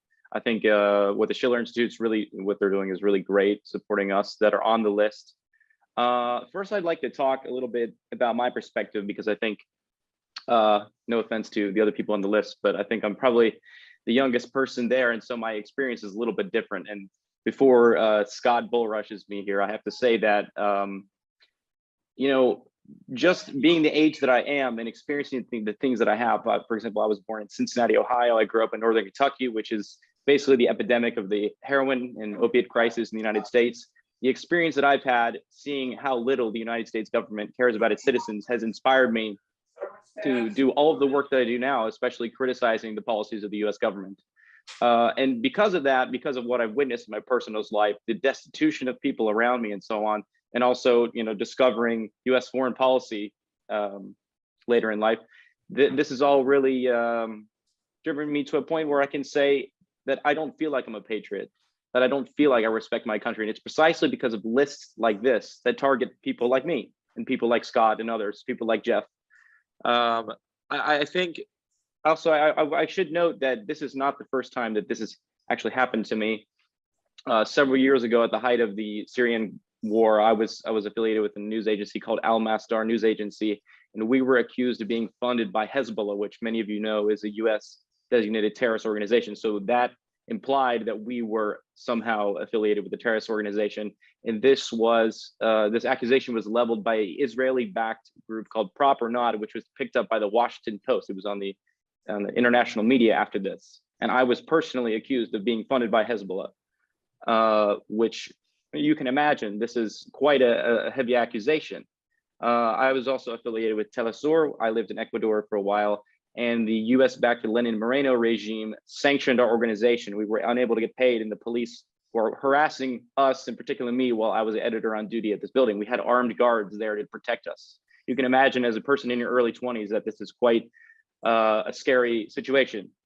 And shortly thereafter, I moved to Europe. I now live in the Czech Republic, where I have also been targeted for my views. For example, I have called out the fact that here in Prague, at one point, the Prague City Council tore down a statue to Ivan Konev, who is the Soviet general that liberated the Czech Republic from Nazi tyranny. They tore down the statue and shortly thereafter built a placard in Prague 6 that is dedicated to Nazi collaborators. I pointed this out in a column, and I was immediately targeted by the Czech media, Czech nationalists, anybody you can think of. I've been targeted by tabloids here, people trying to dig into my life.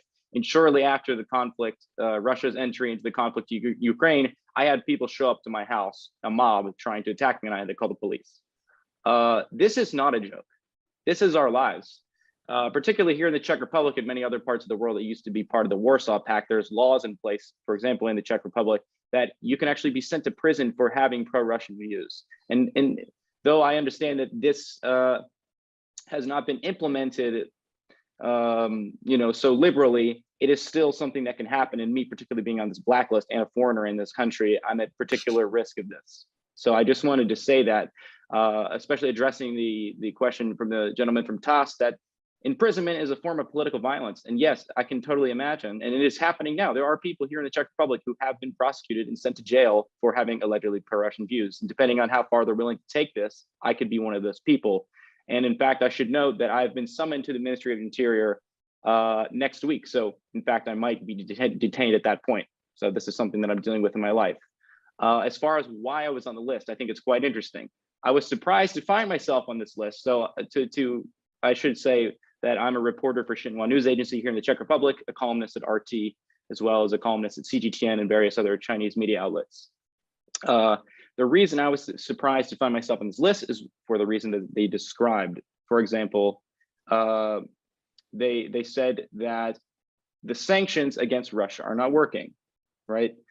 If you would just happen to be a person living in the world today, that is so obvious. I mean, I live in Europe. I'm seeing the energy crisis here. I'm seeing, for example, we just had 70,000 people march in Wenceslaw Square in the center of Prague, opposed to their own government's policy and demanding the resignation of the Czech government because of their policies. They also said that I'm a Russian propagandist because I said that Ukraine is a hotbed for right-wing extremism. I was on a RT's crosstalk with Peter de Lavelle, and the day after that, I said this exact quote. The day after that was the Buffalo shooting. This is happening to people right now. And I also said, according to the list, that I believe that the world should negotiate with Putin, what they said, but negotiate with Russia. That is a principled pro-peace position. I mean, that is just, if you care about Ukrainian life, Ukrainian infrastructure, the Ukrainian economy, you don't want this war to continue. And that's exactly what we're doing with our policies of arming and propping up the Zelensky government. That has nothing to do with being pro-Russia. And I will also note that on my column at RT, I explicitly said that I believe that the war is a violation of international law. So to describe me somehow as supporting the Russian state is absolutely ridiculous. Thank you. Okay, well, thank you very much. So let me do the following. I also want to note that Mr. David Pine has a bit of a limitation on time. I'm going to try to get to him as soon as possible. Diane, I'm going to go to you first, if I can, and then to Scott. Scott, what it was in specific was that Mr. Guzzetti alluded to the question of the war. In specific, there was a couple of other things actually that came up because you wanted to know about that. But Diane, if you could start us, and then we'll go to Scott. All right. Just as a fellow American, I think perhaps it's important to respond to some of the questions that were just raised by Bradley, because I think the question of being a patriot, shall we say, is also recognizing the ugliness of the assault on the original intent of the United States. That is, if the principles in our Constitution and Declaration of Independence are universal and they are true, all human beings are created equal. There are inalienable rights. Freedom of speech is a right of human beings. And I put it this way because I think we have to examine how our nation has been turned into its opposite. We had a revolution against the British Empire. American founders were very conscious of what, for example, was happening in India. They were very conscious of what was being done to them in the United States. This question of justice is first and in the preamble to the Constitution. And suddenly all of the things that we supposedly stood for in our founding, we have become their opposite. And I think, therefore, the most patriotic thing to do is to correct this. That is, actually, someone who is an American patriot should never allow that the intentions of our nation be perverted and distorted in this way, where we find ourselves suddenly on the side of literal Nazis. And I would also ask Americans to consider there are many millions of Americans who had relatives who fought in World War II, who fought to defend the world from what Adolf Hitler represented. And you might consider right now whether you are acting to ensure that their sacrifices were not made in vain. By the way, I confused the question there, Scott. I'm sorry. Mr. Guzzetti's question was about your letter to the congressman. In fact, wrote it and what happened with it. And then there was an implicit question from earlier from Gerardo concerning the state of the actual war, something that actually a couple of people have asked about. So if you could just say a little bit about that. And then I want to get to Mr. Pine and then to Mr. Fomento as rapidly as possible. Okay, well, first of all, real brief about the letter. I published that letter in Consortium News, and so it's a matter of public record. To date, I have not received an answer from either Chuck Schumer or Kristen Gillibrand. I have received an answer from Paul Tonko, but it's not really an answer. It's a form letter explaining how proud he is of his vote for the law that that I believe is being used to indirectly suppress free speech. They didn't address that issue. That's just the reality of writing to your congressman. We'll have to find another way to get their attention. On the war, look, real quick, I'm going to say this. It's probably why I'm going to be called a Russian propagandist, because I don't work for the Russian Ministry of Defense, nor do I work for the Ukrainian Ministry of Defense. I am thousands of miles away. I don't know. What I am is a military intelligence professional who has made a living off of looking at fragmentary data, assessing it, and trying to come up with an analysis and conclusions. We're into the 6th month of a war. Russia, for the last 5 months, has been on the offensive. It's been a very successful offensive, grinding away at the Ukrainian defenses, inflicting horrific casualties on the Ukrainian armed forces. But like any military, the troops simply become exhausted. And so the Russian military went into a pause, an operational pause. This is normal, where they are going to rest, refit, equip, and redirect their efforts to continue the offensive, at a time and place when the Russian military leadership decides it's ready to do so. Meanwhile, the Ukrainian military has been, with the assistance of NATO, re-equipping up to 6 brigades worth of elite troops, specialized troops with combat experience. They've been equipped with the modern artillery, tanks, armor, and other equipment from NATO. And they took advantage of this operational pause to launch 2 major offensives, one in the south against Kherson, one in the north targeting Izium, just south of Kharkov. Both offenses were large, thousands of people involved, hundreds of armored vehicles, hundreds of artillery and firing in support. And in both cases, there were localized penetrations of the Russian defense made. I will just say this as a military person. It's possible in any conflict for a professional military to accumulate sufficient military force at a given place and time to carry out a counterattack capable of penetrating any defense. And the Ukrainians did this. They're a competent military. The problem is, once you penetrate that line, can you exploit it to genuine military advantage? And the Ukrainians have not shown themselves able to do that either in Kherson or in Kharkov. They have inflicted serious casualties on the Russians, but they have suffered devastating casualties themselves. And it appears that both offensives have run their course. There simply aren't sufficient Ukrainian troops to exploit the limited successes they've enjoyed. And I think we're going to see in the next couple of days the Ukrainian offense wind down, and then we're going to see the Russians regroup and resume their offensive their offense. But that's the situation on the ground. It's terrible, horrible.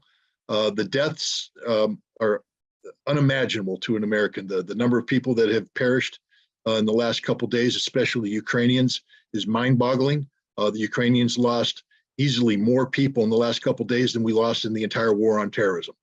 I'll say that one more time. The Ukrainians lost more people in the last couple of days than we lost in the entire war on terrorism. 20 years of conflict in Iraq and Afghanistan. The Ukrainians have lost that many people. That's how bad this fighting is. So that's my update on the battlefield. Unfortunately, this war is not about to end. It's going to be continuing for some time now, and we're going to be seeing similar acts of tragedy transpire. Okay, so we're going to go to Mr. Pine, and then to Walter Fomento, and then to Filippo Rossi. Thank you to EIR for hosting this important press conference. I currently serve as the Deputy Director of National Operations for the Task Force on National and Homeland Security. I served as an International Programs Manager on the U.S. Army Headquarters staff in charge of negotiating international agreements on armaments cooperation with the former Soviet Union, Eastern Europe, the Middle East, Africa, and the Americas for a few years. And I'm currently serving as a contributor to the National Interest Foreign Policy Journal, and I serve as editor of a Substack newsletter called The Real War. My expertise includes international diplomacy and conflict resolution, and my articles on war and peace have been published or written about in nearly a dozen countries. So back in January, just a little background about how I got put on this list. I began writing a series of articles in the national interest, specifying what the Biden administration needed to do to avoid a Russian invasion of Ukraine. It was really very simple. They just needed to issue a written guarantee that Ukraine would never be allowed to join NATO. I issued a couple of peace proposals, one in early March, and then a subsequent one in mid-June. And for the one that I wrote in mid-June was a very specific and detailed peace proposal. It was probably the most comprehensive peace proposal that's been issued in the Western world up to this point. And I was viciously attacked by a number of Ukrainian posters who sent a bunch of attack and smear emails against me using all kinds of profanity and accusing me of being some kind of, Kremlin apologist or Russian propagandist. And then in late July, on July 29th, I found out that I had been put on this Center for Countering Disinformation blacklist. And I was accused of being a paid agent of the Kremlin, which is laughable since I've never had any contact with the Russian government. And as well as an information terrorist subject to being tried as a war criminal. And the reason that I was put on that was, again, this peace proposal, which essentially called for the full Russian military withdrawal from Ukraine, excluding the Donbass region, the areas that they currently occupy, which would be subject to a popular referendum on the question of independence. And that represents a deviation from the Zelensky propaganda line, in which they've called for a full Russian withdrawal from all Ukrainian territory prior to any peace negotiations commencing. So that was the reason that they put me on their blacklist.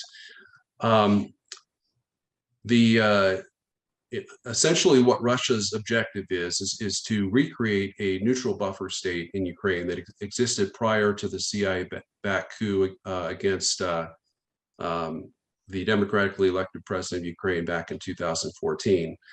And that's why they're willing to give up virtually all the territory that they've occupied since the war began in exchange for a peace agreement. And they're still very interested in doing that. However, as we've heard, UK Prime Minister Boris Johnson and the Biden administration combined to pressure Zelensky to break off peace negotiations in early April. And that was a real tragedy for the world because what we're facing is, and the one thing that unites, I think, everyone on this list is that, far from being Russian propagandists, the only offense we've committed as patriotic Americans is is that we're all part of this international peace coalition, that we're trying to speak out in support of peace and to save America and the world from an avoidable nuclear apocalypse that could cost the lives of hundreds of millions.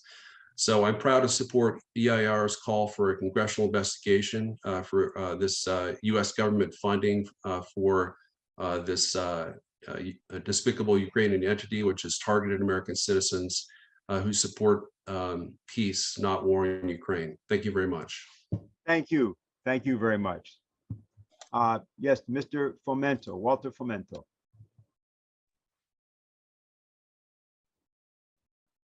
We're unable to hear him. We're muted. Buenas tardes. Good afternoon. Thanks for the invitation to EIR from Argentina. We appreciate and we are happy to have the opportunity to carry out this conference and to be part of it. We express our solidarity, especially with those people who have been included in the blacklist of these fascist groups, of the financial groups of today. I share the rejection of the idea of having bacteriological and other arms factories in the world, which is being done by Victoria Nuland and other groups in NATO. This is related to what happened beginning in 2014 with the coup from the Euromaidan. My question, and for Helga, if she's present, or for whoever this might respond, if the magnicide, the assassination of John F. Kennedy and the attempted assassination against Cristina Fernandez de Kirchner and even the attacks which Lyndon LaRouche himself experienced, do they not have a connection with the same financial interests that always abuse the physical force and the capabilities that they have to annihilate their adversaries, always making use of the territory? This is something that's very, very far from democracy and peace. So that is my question, and I thank you again for having been invited to this meeting by EIR. Well, thank you very much. Is Helga there? Yes, she is there. Okay, go right ahead. Well, I think the answer to your question is yes, because, you know, if you go back in history, it always was that political assassinations and harassments were used to, you know, basically protect the empire. And I think what we are really dealing with, and I think Diane's answer, what it means to be a patriot of the United States today was very to the point, because, you know, I mean, what the whole world is looking at is that the United States is no longer behaving like a republic. And, you know, the real empire question, that's a long, long history. My late husband used to call it the slime mold, saying that slime mold changes the color, they change the odor, they change the way they look and behave, but it remains a slime mold. And the question of empire, you can trace back to the Persian Empire, to the Roman Empire, to the Byzantine Empire, to Venice. Then the empire moved to the Dutch, Anglo-Dutch location, and finally it became the British Empire. And unfortunately, you know, the conclusion after the collapse of the Soviet Union was that, you know, well, I should take it back, you know, eventually the British stopped trying to reconquer the United States militarily, because after the War of 1812 and the Civil War, they recognized that they could not regain the United States militarily. And latest, with the assassination of President Kinley, and the entering of the United States in World War I on the side of the British, they decided that, you know, it was more easy to convince the establishment of the United States to run the world together on the basis of the model of the British Empire. That has been a discussion. You read what H.G. Wells wrote, what Sir Yandell Elliott wrote. You read Samuel Huntington, The Soldier and the State, which has become the Bible of the neocons after the collapse of the Soviet Union. And unfortunately, rather than seeing the chance to build a new peace order after the collapse of the Soviet Union, they decided to go for the unipolar world and run the world based on the model of the British Empire. So if you want to know what is the common denominator between John F. Kennedy, Christina Kirchner, and the attempt to kill my husband and myself, this was the famous raid in 86, where 400 FBI agents tried to storm our property in Leesburg, Virginia, and it was only a miracle that we escaped a terrible catastrophe. I mean, this makes the FBI raid on Mar-a-Lago looking like a children's birthday party. But the answer to your question is yes. And, you know, obviously there's always an effort to CYA, you know, to make it a plausible denial, to not be caught, to have some lone assassin, some, you know, covered operation to make it look as if it's not who is really doing it, you know. But I think that, you know, the cover up of the assassination of John F. Kennedy is really the point where the situation went wrong in the United States, because that if you listen to the speeches, very optimistic, beautiful speeches by John F. Kennedy, and we used some of them in the memorial we did at his 50 years anniversary of his death.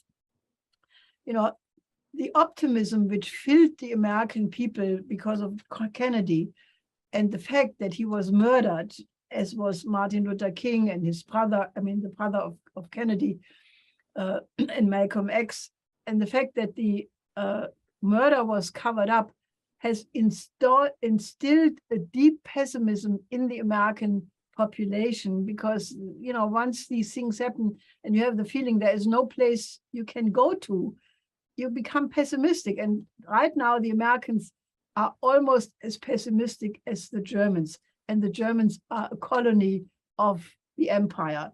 So I think, you know, that has to be reversed. And I'm convinced that we need a lot of courageous people who do not accept this mind control and, you know, go back to the origins of what the American system was supposed to be, a beacon of hope and a temple of liberty. And if there are enough patriots in the United States who decide to realize that, the whole world would be friends with America again. So you are at a crossroad, and it's up to you to decide. Okay, thank you. Mr. Filippo Rossi. Gracias. Hello. Thank you very much, first of all, for this opportunity. I'm a Swiss-Italian independent journalist based in Istanbul, in Turkey. I would like to make a question about medias. This must not be taken as a critique and as an offense to my colleagues, especially those who were listed in this horrible issue. However, I want to point out a question about the role and responsibility of Western mass medias. We say that the medias are the only pillar of democracy, which should promote and defend freedom of speech and different opinions. However, especially after the war in Ukraine, it looks like they all share the same view, and no one dares to counter the narrative, fearing to be targeted, like in this obvious case of the CCD. And it happened, considering that a Spanish colleague of ours is detained in prison in Poland since February, since the beginning of the Russian offensive, in a European Union country that is considered democratic. charged for being a spy only because of his Russian origins. What is their responsibility in not sharing enough such a dangerous threat and not giving it the right importance? So it's a bit a rhetorical question, being myself a journalist, but I want to know your point of view, knowing that the mass media have played a key role in imposing an official narrative, also considering how this issue has been treated. So almost nobody has actually talked about it in depth. And so how much the information industry in the West is rotten and corrupted. And an active part of this information terrorism, because we can call it like this, and if this issue can be addressed, and we still in time to do this. Thank you. Okay, my question is Ray with us? Mr. McGovern, are you there? Because if he is, he has a very specific answer to that. And if he's not, we can get back to him about that. He's here. Yes, I am. Okay, there you, okay, great. So you heard the man's question, Ray? No, I did not hear. Could you repeat the question? Well, he spoke for a bit, but if you could give him a brief, you'll see, just give him the highlight of it and you'll get your answer, I guarantee you. Cool, thank you. I just wanted to ask about the role of the Western medias regarding these issues and in, let's say, imposing an official narrative, and how rotten and corrupted is the Western mass media industry nowadays, and if this can be addressed, considering that almost no mass media has talked about this dangerous list, where listing also a lot of my colleagues. Thank you. I hope we heard. Yes, I did hear you. I am off screen now, but I can answer the question, and that is that there is, as the successor to what Eisenhower warned about the military-industrial complex, there is now something bigger and much more insidious. I call it the Mickey Mat, okay? You can remember it because it has a vague resemblance to Mickey Mouse, okay? It's the military, industrial, congressional, intelligence, media, academia, think tank complex. Why do I say media as if in all caps? Because media is the linchpin. It's controlled by the rest of the Mickey Mat. Who owns the media? The rest of the Mickey Mat. And so if the general purpose is to make money out of war or out of tension short of war, that's what the media does. Now, will the media finally have to acknowledge that Russia is not losing and that Europe is going to freeze this winter without some sort of deal being cut for Russian gas? That's the question of the hour. It will be slow in acknowledging this, but acknowledging it, it will have to do. That's my input. Thanks for the question. Okay, very good. Now I'm trying to get something which is in the Q&A. Well, actually, Diane, there's a question directly for you, and for Jeff, actually, for both. And so let me ask that question, and then I'm looking for something from a Romanian source, which I have not been able to quite put my hands on. But let me ask this question first, since that's right here. My name is Bernie Holland. I'm a peace activist living in London, UK. My question is for Jeff Young or Diane Sayer. In the event that they are successful in their forthcoming election campaigns, will they be able to initiate legal proceedings against Senator Charles Schumer and others who, having taken the oath to uphold the articles of the Constitution of the United States, have, through their recent actions in connection with the Ukraine hit list, committed a gross violation of said Constitution? In conclusion here, can these criminals be prosecuted, removed from office, brought to justice. Are you asking me to go first and then Jeff? Or Well, the other way? we can do it whichever way. How do you want to do it? Well, I'll go since I'm unmuted here. I think we can't afford to wait that long. This should be shut down really now. And I'm not sure, frankly, one of the big problems in this country is the whole justice system. So I'm not sure that we would get justice. I think it's very urgent that there be a mobilization of popular opinion where it's no longer seen as fashionable to support totalitarian tactics.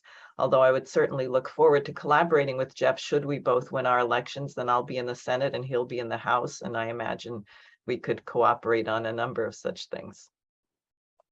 Okay, Jeff?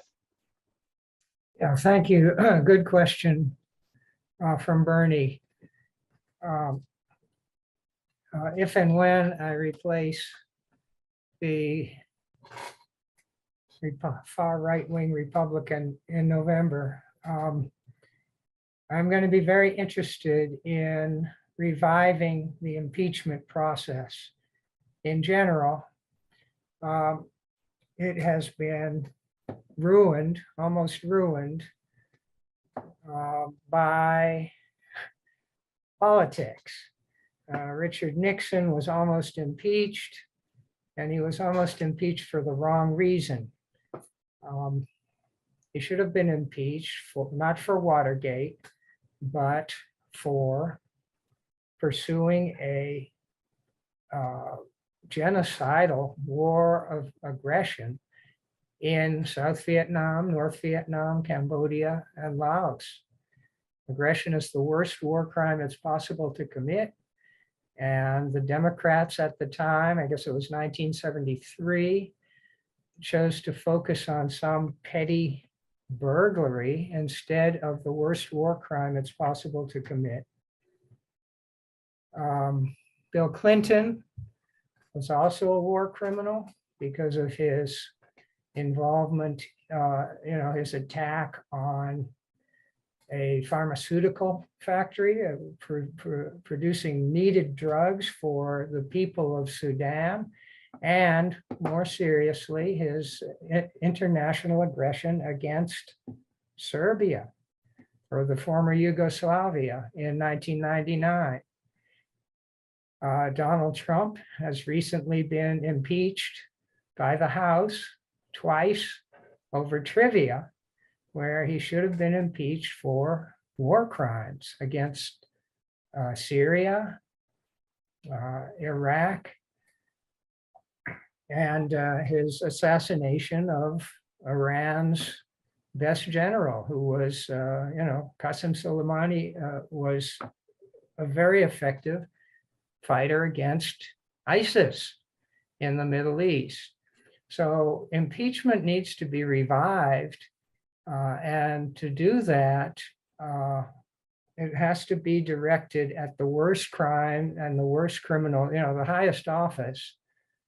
When a criminal war is going on, the president is the first one who needs to be impeached. So I'll work to establish the principle. You become president, you commit aggression, you get impeached. And then we see what the next president will do. Okay, very good. People keep telling me that they've emailed me a question. I am not seeing the question. Diane, if you see the question, can you please ask it? I'm sorry about that, but I had an arrangement, and some people don't listen. So if you see it, then you can ask it. I just have to pause and say that because it's caused a little bit of a problem. And it's been going on for the last 10 minutes, so I don't mind saying it publicly. Okay, there's a question that was written, and it comes from somebody from Romania, and I have asked people to relay that, and people keep saying, look in the chat. Let me explain something quickly so everybody just gets it. This is a highly complex process in which many different people are doing many different things, and some people are being stopped from doing different things. So please cooperate with me. Okay, having said that, while we're waiting, we're going to go to Kirk Wiebe, who is there, who I know has a question. All right, can you hear me, Dennis? Yes. Well, first of all, let me applaud the entire group and the discussion that I've heard thus far. So if you kind of step away from the discussion, having listened to it, we are all under attack. We are under attack for simply expressing our thoughts. That means we are in a very serious moment. And so the question is, what do we do? What does one do when one is under attack? Number one, you find people of like minds and you come together. We must form a body. Now that body already exists in the name of Schiller Institute. It is the only organization that I have seen, and I could be wrong. I don't know everything that's out there, but I would beg other organizations of like mind and like spirit and like intent to come together with Schiller and form an even more vocal voice, a more powerful, more influential voice.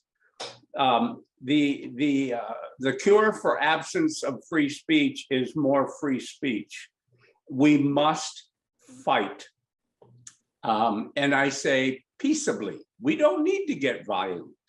We need to be on the top of our game. We need the best voices we have speaking out. I love Scott Ritter's firebrand. I love his stance and dedication to the principles, and Diane as well, and others that have spoken, upon which this country was founded.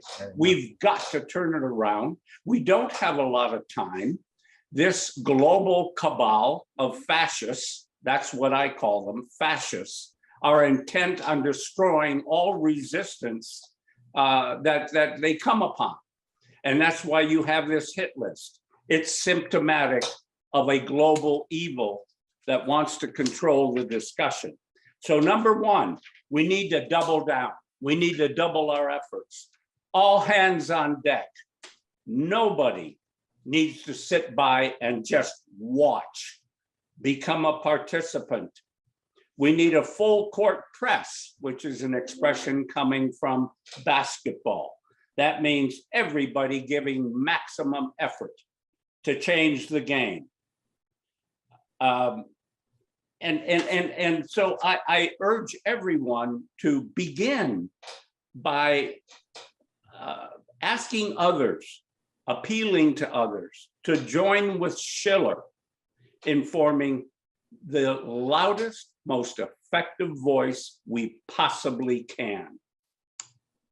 That's pretty much it, Dennis. Okay, well, thank you, Kirk. Kirk Wiebe was resigned together with William Binney and Ed Loomis on October 31st of 2001 in protest against what the NSA had not done concerning 9/11.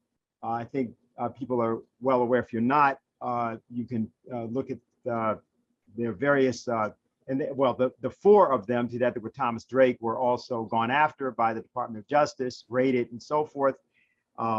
And were the precursors to what people associate with Edward Snowden and other such things. So I just wanted to reference who he is. Well, thanks to my announcement, I was able to get 5 different versions of the statement. I want to thank Dave, who is the one who just immediately responded, though he's doing some other things. And here's what it is. It says, hello, everyone. My name is Georgiana Arsene. I am a journalist and blogger from Romania. My blog is called In Prima Linie, .wordpress.com. We can put this, it's in apparently somewhere in the chat. And here is the question. Russian ambassador to the US, Anatoly Antonov, said in an interview with Rossiyskaya Gazeta that US Secretary of State Anthony Blinken has repeatedly acknowledged that the US would like to have two-way communication channels with Russia, but that meanwhile, congressmen continue to indulge in Russophobic hysteria. What is the reason for this polarization? And how will such a situation affect the global political and security context in the long run, given the conflict in Ukraine at the moment? So I'm going to ask both for Diane and for Scott to answer that. Ray may, of course, have something to weigh in on that as well. Could we go to Scott first? Sure. Scott, are you there? I'm here. Okay, go ahead. I think we're looking at a reality. First of all, for Anthony Blinken to be suddenly enthralled with the notion of meaningful dialogue with Russia, that alone needs to be assessed further. Why? And the answer is simple. The United States is losing on all fronts. There was no need, there was no rush to meaningful dialogue when Russia submitted its twin draft treaties on December 17th of last year. We ignored them. There was no rush to dialogue when Russia was seeking to open up a meaningful channel for arms control, genuine arms control. We weren't in a rush then. We were certainly in a rush to stifle Russia and to impose massive sanctions targeting the entire spectrum of Russia's economy. And we weren't in a rush to enter in dialogue with Russia to try and stop these sanctions. So why now? And the answer is simple. We're losing on all fronts. We're losing on the military front. Europe is bankrupting its military stockpiles, trying to reinforce Ukraine. We just spent an entire summer re-equipping Ukrainian brigades that have been slaughtered on the battlefield as we speak. But that's okay, because you see, we have a whole nother group of Ukrainian troops in training. And so we'll just continue to throw them into the battlefield till the last Ukrainian is left standing. But that's what's going to happen, is the last Ukrainian will be left standing, then he will fall or she will fall, and the war will be over and we will have lost. We're losing this. There's not a military professional around who will say, oh no, we're winning. No, I'm not talking about Mark Hertling, and I'm not talking about Spider Marks, and I'm not talking about any of the CNN and MSNBC sellouts, the former generals, Petraeus. They're getting paid to tell lies. I'm talking about serving officers who will sit there and tell you straight to your face, we're winning. No professional will say that because they know we're losing. We also know that Europe is about to collapse politically, and with it, any concept of European unity, including NATO unity, which is already deeply fractured. Just on an off topic, we may see Turkey go to war against Greece pretty soon, which means Turkey will go to war against France, which means NATO will be at war with NATO. Yay, NATO unity. So we're losing that. And economically, Europe is just getting slaughtered. Their industries are shutting down, don't have the gas reserves necessary to survive this winter. And I don't believe a single political official responsible for the implementation of these suicidal policies will survive the winter politically. They'll be removed from office. And so suddenly Tony Blinken wants to talk with the Russians. It's amazing how when you're getting your butt kicked, you want to talk to the Russians. Meanwhile, back at home, where we live in la la land, totally divorced from reality, because you see, Blinken lives in a real world. He sits there and he receives the real briefings. He knows what's really going on. And that's why he really needs to talk to the Russians. Meanwhile, Congress lives in a totally artificial world, one where they solely deal, and Diane, this is targeted to the future you. They solely deal, and Jeff, you too, they deal with their constituents. And we have a constituency in America that has bought into the narcotic of Russophobia. I mean, because it's the easiest thing in the world. I want to win a vote, Russia did it. Oh yeah, baby. And we learned that from McCarthyism. It's the easiest thing to do. Gin up fear. Why? Because fear is derived from ignorance, and the average American is woefully ignorant about the reality of Russia. So what are our responsible congressmen and senators doing? They are simply stoking the fear. You know, you saw it now. Lindsey Graham and guy from Connecticut, Matt, can't remember his name, but he's a senator from, he's a Democrat. And they're actually both saying the same thing. We want Russia on the terrorist list. They're terrorists. Well, Joe Biden wisely said no. Why? Because Russia will sever all diplomatic relations. And anybody who has studied the history of global conflict understands that one of the first precursors to going to war with somebody is the severance of diplomatic relations. Blinken needs to talk to the Russians, not have any communication with the Russians. So the president wisely said no, but Congress doesn't think right. They're not rational. They're irrational, and they're trying to win votes in a very politicized moment. We have a midterm coming up. So you will hardly find any elected official in Congress saying, hey, I think having a dialogue with the Russians is a good thing. That just isn't going to happen. So that's what's going on. I just want to add one other thing. You know, Kurt wisely, he talked about a full court press. Yeah, I started playing basketball later in life, Kurt, and I'm not very good at it. But one thing I was pretty good at is the military. I was a Marine. And I'll tell you this, you attack me, I counterattack. Because that's how I'm programmed, baby. I'm coming right back at you. And people say, what can we do now? We can file the biggest damn injunction in a federal court the world's ever seen. We need to find the ACLU. We need to find a way to get legal people. Because if you leave it up to Scott Ritter, I'm going to do it. I don't back down from a fight. But I'm not a lawyer. I don't even play one on TV, and I didn't spend the night at a Holiday Inn Express. So I'm not very good at this stuff. I will do my best to do my duty to God and country and all that stuff. But hey, we really need professional legal help here. We need a constitutional lawyer take a hard look at the First Amendment issues that are accrued when Congress funds an appropriation bill that empowers a foreign entity to do that which is prohibited by Congress, namely the suppression of free speech. We also need to focus on terrorism laws. And is Congress complicit with political terrorism? These are important issues. And I believe if we frame them right and we target the right people, we can actually get a federal judge. And I'll tell you right now, in the state of New York, they exist. We can say the justice system doesn't work. It works here in New York. And if I, as a New York citizen, file an injunction in a federal court in the state of New York, they will freeze the funding if it's a legally sound injunction. But if Scott Ritter, the legal idiot, writes something where I forgot to do this, I forgot to do that, I didn't do this, it'll be dismissed. Because that's what happens. Even with pro se, where they give you the benefit of the doubt, they will dismiss it. So we need lawyers to step up to the plate. I'll front the damn thing. I'm not a coward. I'll charge. I'd like to have a lawyer look at it first and say, hey, Scott, no, you need to do X, Y, and Z. Because then we can win. This is a winnable fight.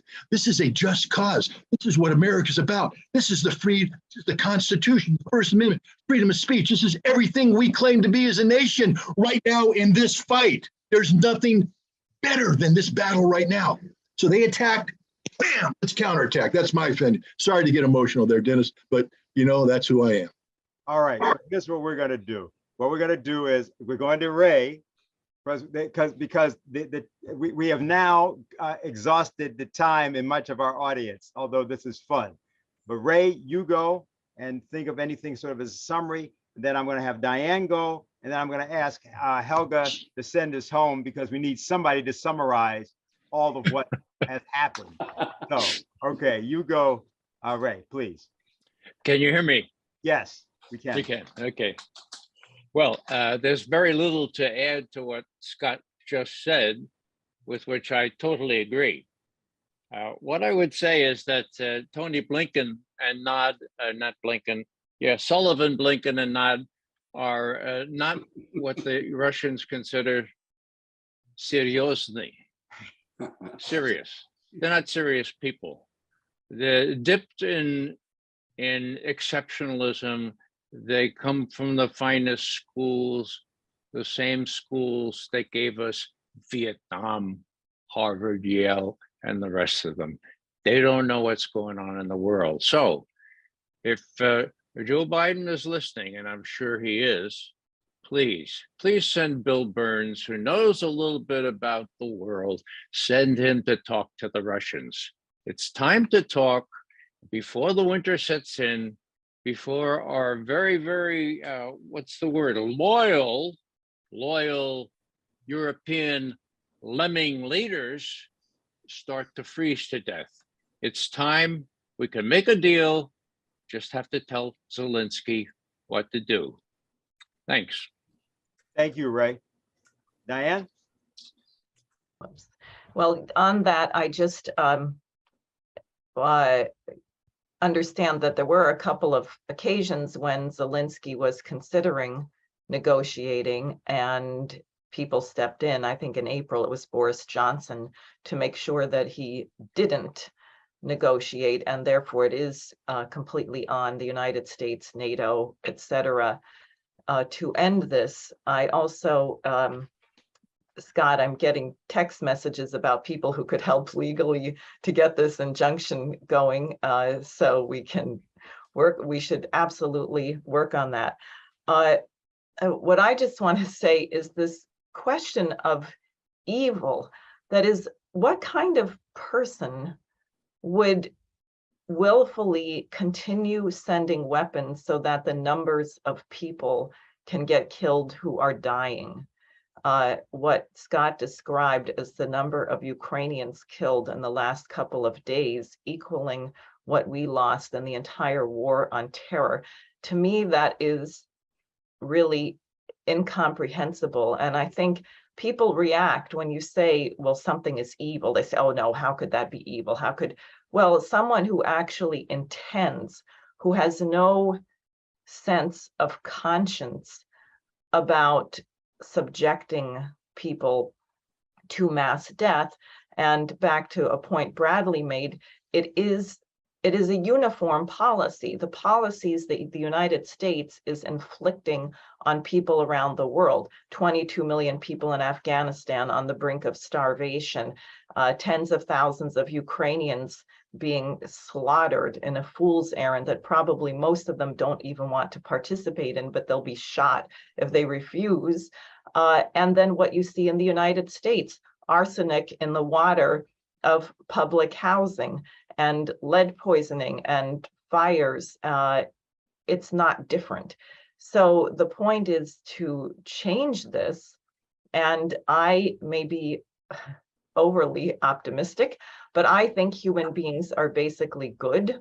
I think that it is very important that everyone here today participated and expresses a certain quality of courage, because courage inspires courage, and more people will find it in themselves to stand up for what is true, as opposed to going along with this cesspool of so-called popular opinion and media narratives. So I just would like to express that I think this has been really important.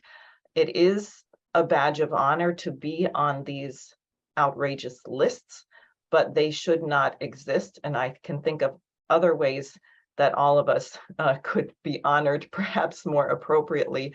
And with that, I will turn it over to Helga. Okay, Helga? Well, I want to thank all the people who participated either as speakers or as questioners. And I would ask all of you, I think this program was very encouraging, because it shows that, you know, you can indeed, and I agree with Scott Ritter, that if you are attacked, then, you know, if you are fighting for a right cause, you have to fight back. I mean, this is how EIR, for example, our Executive Intelligence Review, as an independent news agency, came into being, because we were attacked when we were only a group of students together with Lyndon LaRouche at the beginning of the 70s. And we had no power, but we were attacked by the same apparatus. Rather than capitulating, we said, hey, why are they attacking us? What is this? And this is how we have developed into one of the, I would say, best independent news agencies around the globe. And I think it does require that kind of a courage. And I would actually like to give a compliment to Scott Ritter. And while he was talking so passionately, I thought he is really the edle Ritter, the noble knight who is defending the honor of the United States, as did Kurt Wiebe and Ray McGovern and Colonel Black. I'm not diminishing what they are saying, or Diane for that matter, or Dennis. But I would urge all of you, this is the image of America, which the rest of the world needs to know about, because, the reputation of the United States in the recent period has really gone towards zero, and that's an understatement of the year. So help us to get this message out. And, I think, we should really have the courage that this fight can be won. And, the first thing is shut down the CCD, shut down Mirot Vorets, stop funding these illegal criminal operations, and start negotiations about ending the war. I mean, what our unspeakable foreign minister, Mrs. Baerbock, just said, she said she will support the war in Ukraine, even no matter what the German voters are going to say. But I hope that the German voters, respond as quickly as possible of getting this unspeakable foreign minister out of office. She's the most incompetent, useless person in this position ever. And, these people are about, and I mean the government of Germany right now, with their absolutely incompetent policies, are crushing the German economy against the wall. I fully agree with, I think it was Ray who mentioned it. We will go into a winter of discontent. People cannot pay the energy prices. They cannot pay the food prices. The system is in a hyperinflationary blowout. And therefore, we need to change the policy. It would be very easy. In the Schiller Institute, we have really since many years, but especially since April, discussed concepts, a global security and development architecture. This is very much in line to, and this was completely independent because we said it first, I said it first, and Xi Jinping said it 1 week later, and he did not coordinate it with me, but Xi Jinping proposed a global security initiative and a global development initiative, also saying these two things have to go together. So I think if we would concentrate on solving the urgent needs of this poor, tortured world, there is so much to do. And are we not human beings capable of reason? And can we not correct a political course when we realize it was a mistake? So in that spirit, I really ask you all to get this program out as far as possible and follow the wise words of Kurt Wiebe, work with the Schiller Institute. Okay, well, thank you very much, Helga. I want to thank everybody that participated today. Also wanted to make sure that I told people that Ray's website is raymcgovern.com. I told him I was going to do that, and I wanted to make sure of that. Ray also wrote a piece on September 2nd, was Biden unaware that human lemmings freeze? And some other things. You want to check him out at that website. I just wanted to make sure I did that because we often do. His son always says, if you don't get it, you don't get it. We would say the same thing about Executive Intelligence Review. Again, if you have either questions, you want to know more about the magazine itself, you can go to larouchepub.com. Again, we'll answer any questions that are left in the Q&A, or I don't know how the chat is working. And I want to thank everybody for being with us. I think this is the beginning of something. Obviously, we want to expand this message and let people know about what we've done here today in order that the task be performed. The last thing I just like to say is that, there was once upon a time, a real honored tradition in the United States of political pamphleteering, in particular. Tom Paine, Benjamin Franklin's Poor Richard Almanac, the writings for that matter earlier than that, even the Mathers writings and things of that type. And then later on, the same thing, the Declaration of Independence and the Constitution themselves, in one sense, the Federalist Papers, in which there was this great deliberation about how this republic, which if I remember, the United States is a republic, not a democracy, and why it would be a republic, all of this was formulated. This is what we're talking about. Now, that's the American side, but then you had people like Nicholas of Cusa and Leibniz and others. How about Dante Alighieri and his great Commedia and what he did with that? He never could go back to Florence because he got kicked out because of political opposition. He wrote that great poem saying he was a Florentine by birth, but not in character.